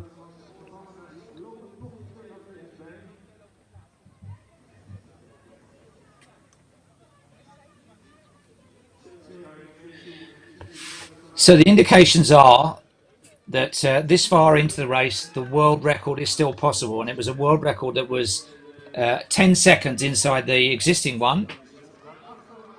Ayana at the Rimsim winning there in the heat of the Olympic final. I think there were about 40 odd runners in that race, 43 or something mad. There were no heats, it was a straight final, so huge number of lap runners to negotiate. Gide does not have that. She can just concentrate on her own running now.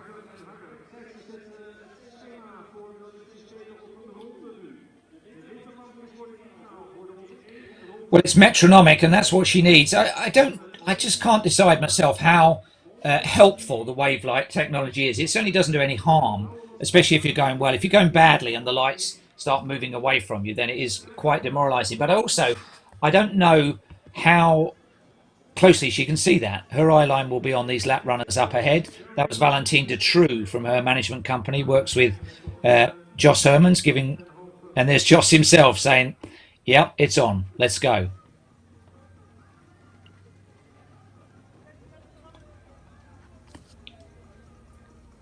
So behind her, we've got Ababel still in second place. Then we have got Gamechu, world rank number 9 athlete, who was fourth in the World Championships over 5,000. She's in third. Then we've got Sigi Gebresalama, 30:57 runner from Hengelo, who was fourth in the trials and is the national champion. And then we've got Yalamzurf Yehualu, who was third in the World Half Marathon. 9 laps to go. We're on 18 minutes and 47 seconds. We're on 29:22 pace.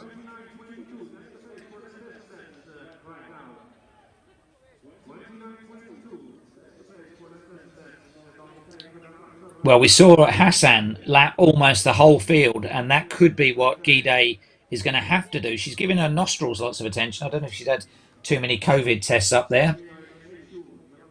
Certainly, I think it was one a day for athletes that were here and at the European Team Championships the previous weekend. That's just life now for athletes that are travelling.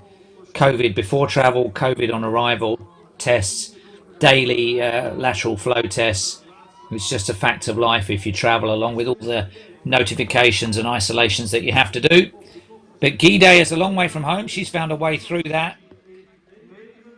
Concentrating hard, powering her way through the field, still on 29:22 pace. We surely could not get a world record to end these Ethiopian trials, could we? Especially one that was set in the same place barely 48 hours before. And to be world 5,000 and 10,000 metre record holder would be remarkable. One in October, one in early June. Look at her head on. It's that very deliberate running action, isn't it? The arms just coming across the centre point slightly, but in particular that high kickback and bounce in her stride.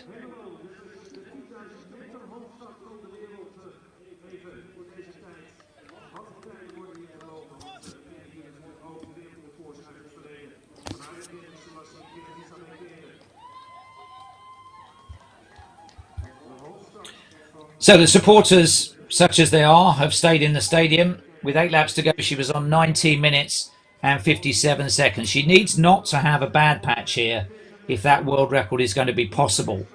She's surely got the race won, so she has probably got her ticket to Tokyo, and probably she's got options at 5,000 metres if she wants them. So we're beyond 21 minutes now. 7 laps to go. 21:07 was the time. Into the last 3 kilometres of a 10-kilometre race. Race 10 out of 10. One of the lap runners daring to try and tuck in at world record pace. Good luck with that one.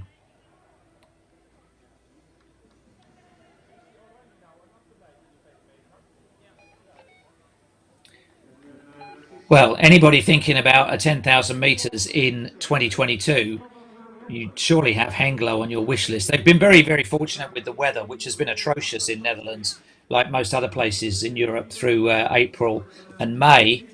But this is even better weather than Hassan had, and that may end up being the difference in the closing stages. Hassan did not wilt at all, but Gide is not wilting at all at the moment. And she's gradually accelerating. The laps are marginally quicker each time. They're certainly not slowing. They're like a few tenths quicker each lap.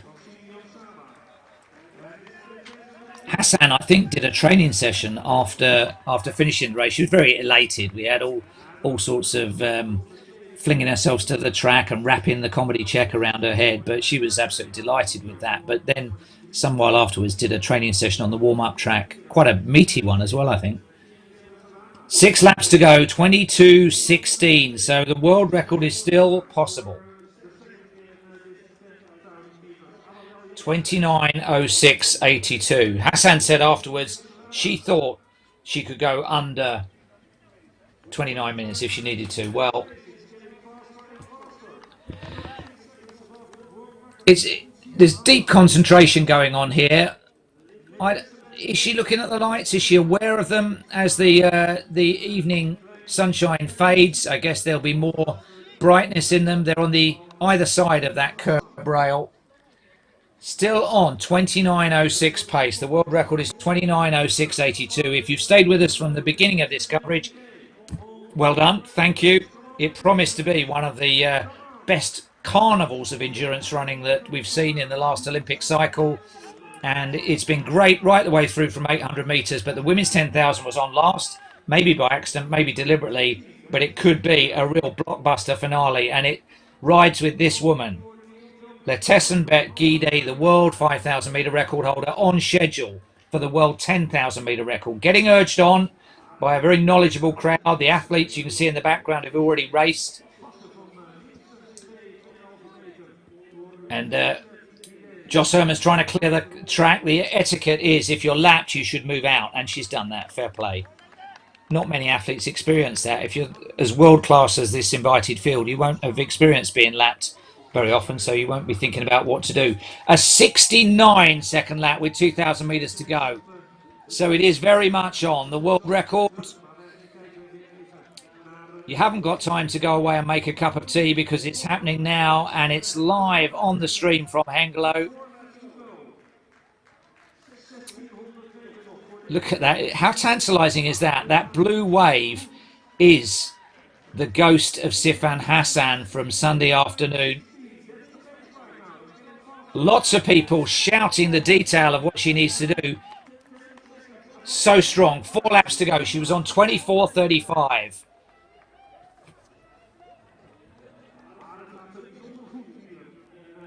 Now, you'll have to rely on me here in the closing stages. I know I'm giving you lap by lap updates.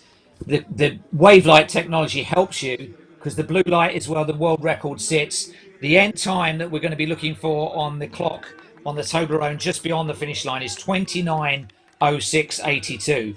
If it happens, it will be one of the shortest lived endurance records ever. It's probably happened during heats and semi-finals of an Olympic Games that one heat has set a world record and another one has come back at it. But they're rare things in athletics because they're good. We're in the era of the super shoes. Hengelo is a dream ride for athletes, especially at 10,000 metres. There's the clock, 25.37.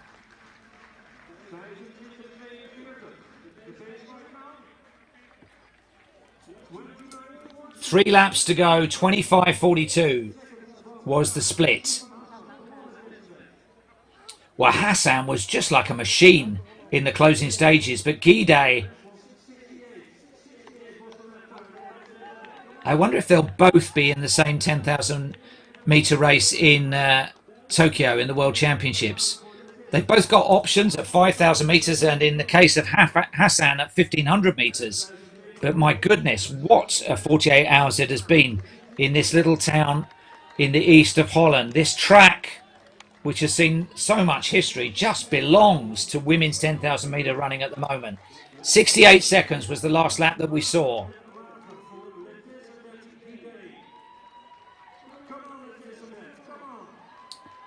So all she's got is the urging on of Martijn Visser on the PA system. The supporters, there aren't really any spectators to speak of.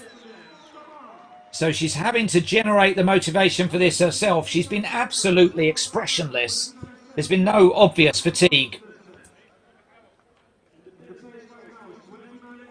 It's a bouncy stride that she has to maintain, but she's doing it. Joss will be almost in lane one with her. There's Valentine de True. Joss has seen so many world records. He's mainly getting rid of people that are being lapped so she can run the shortest line.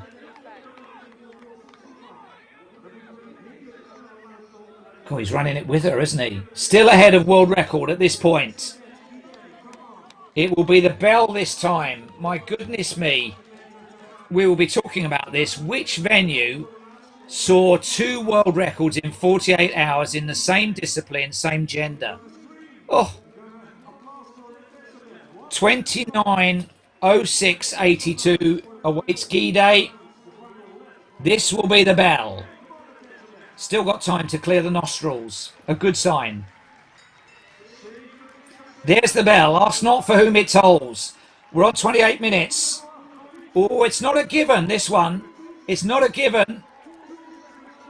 It needs something a bit special on this last lap. She did a 66. She needs another 66. It's going to be very close, but it is going to be one of the shortest lived world records in history. She's got a lot of bodies on the track. Joss is hoovering them off the side there, so she has a clear run down the straight. Wow, two amazing women, two solo world record attacks. They will go head to head potentially in Tokyo. But here we go, last 100 meters for Letesen Bet Gide. They're making a way for her. Is she going around the outside? She doesn't care. She's coming down the inside, 29.06.82 to break a world record that was set here just on Sunday. Keep your eye on the clock in the background. I think she's going to do it. It's going to be close, but she's going to get there. 29.02, a new world record. She holds both world records, 5,000 and 10,000. She thanks divine powers for that one. Wow. If you're a woman 10,000 meter runner, come to Hengelo. At that time, is it 29.01? Who would have thought that we would see female athletes on the brink of breaking 29 minutes? 29.01.04. She holds both of the long track world records. One in October last year, and now Letesen Bet Gide is the fastest of all time. I wonder what Sifan Hassan thinks watching this. She ran brilliantly to smash the old world record, and it has gone by another 5 seconds on the same track 2 days later. Crazy times, literally. Don't step on the track, yeah. Be careful. Be careful out there. Oh. Now, we haven't really been paying attention to what's been going on behind. That was a 63-second last lap. So she went from being just inside to way inside.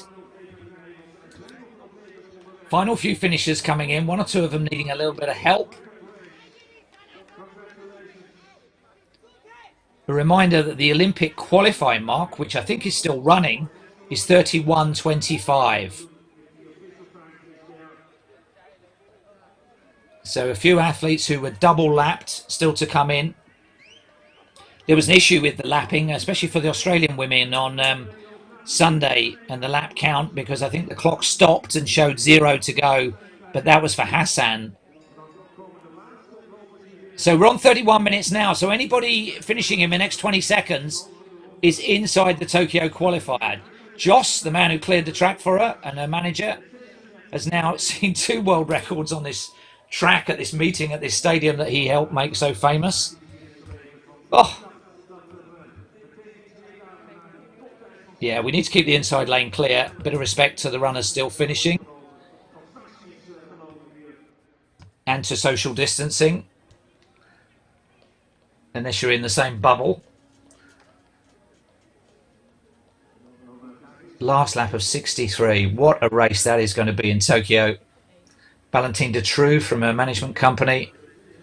There it is on the background. So we've only just gone through the Olympic qualifying automatic time of 31.25. So there are an awful lot of people that she lapped at least once who still went inside Tokyo qualification.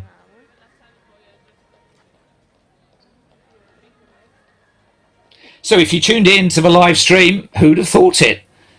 A world record to culminate what have been 10 brilliant races to attempt to finalise the Tokyo team for the Ethiopian Endurance Stars. They won 8 medals across all sports in Rio. It was a good showing, but all of them were done in the distances which we've seen tonight and the marathon on the road. So it's a heavy responsibility to wear the red, green and gold of Ethiopia in Tokyo. But by today's evidence, there will be a few medals to be had on that track.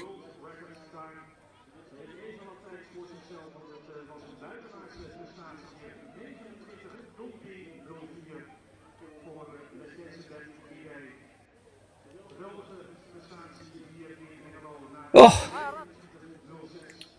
well, we have athletes still finishing. We'll bring you the results caption when we can. I hope the absence of a clock in the bottom right-hand side of the screen didn't spoil from your enjoyment of that world record attempt. We kind of knew what was in prospect, and wave-like technology certainly helps with spectating from that perspective, doesn't it? But 2 world records in the same discipline on the same track in 2 days.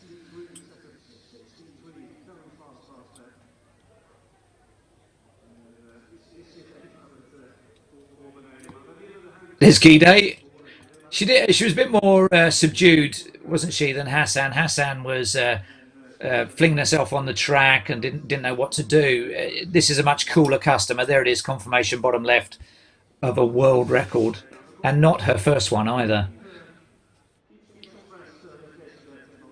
I wonder if she's off to do a track session as Sifan Hassan did.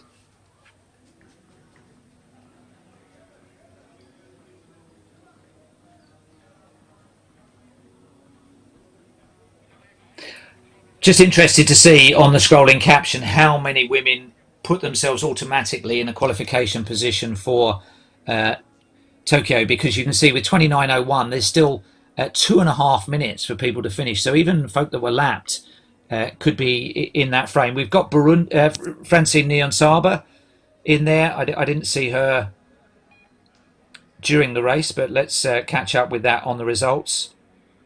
And we had Dolce Tesfu of Eritrea.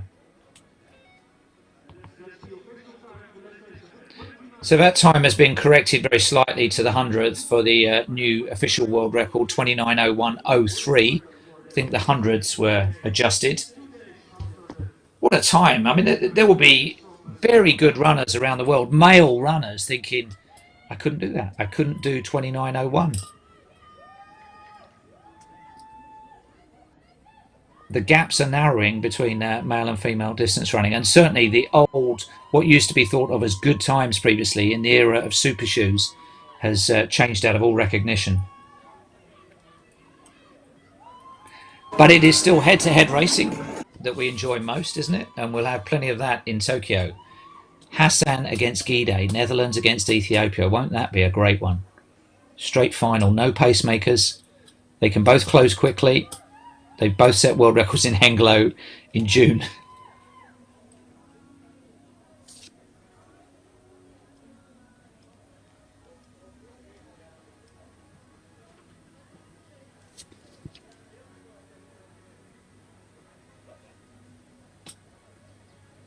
It's still a shirt sleeves evening in Hengelo.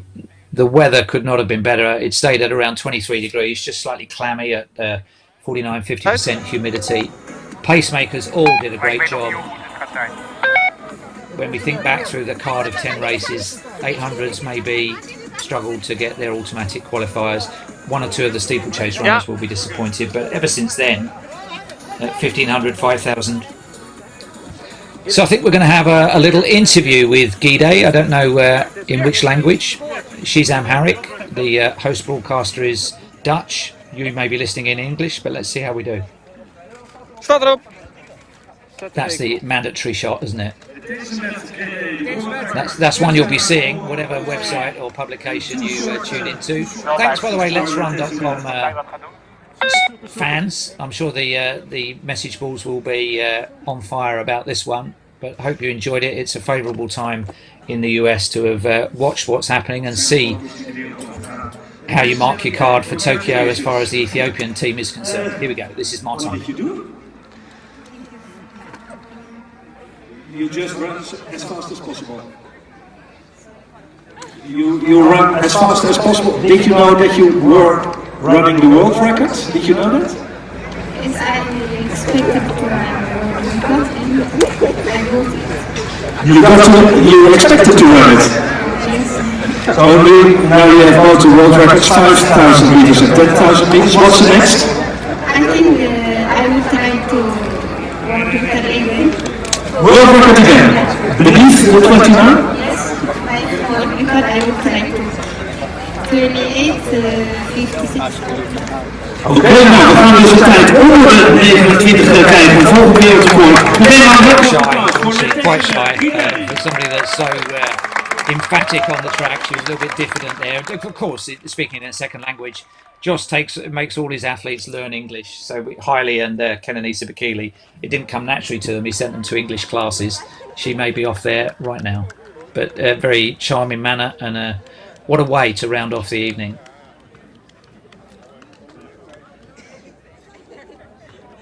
Oh yeah, she's signing me anti-doping form. That's where she'll be going. Her evening is sorted out for her. Doping control, track session, English lessons. The wave light's still going. Nou, dan wil ik iedereen een hele goede thuisreis wensen met dit prachtige eindresultaat van deze... So her comments were that she was expecting to run that well. Her next target is sub 29. Might take that to win in Tokyo.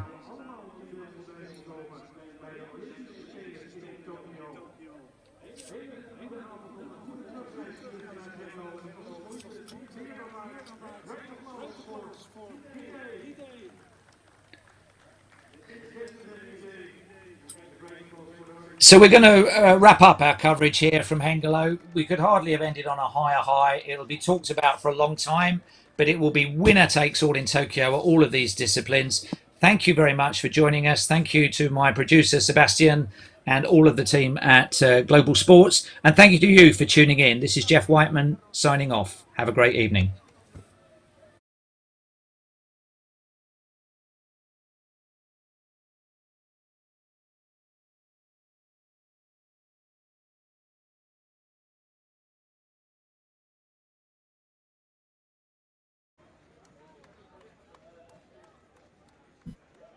Een minuutje erachteraan?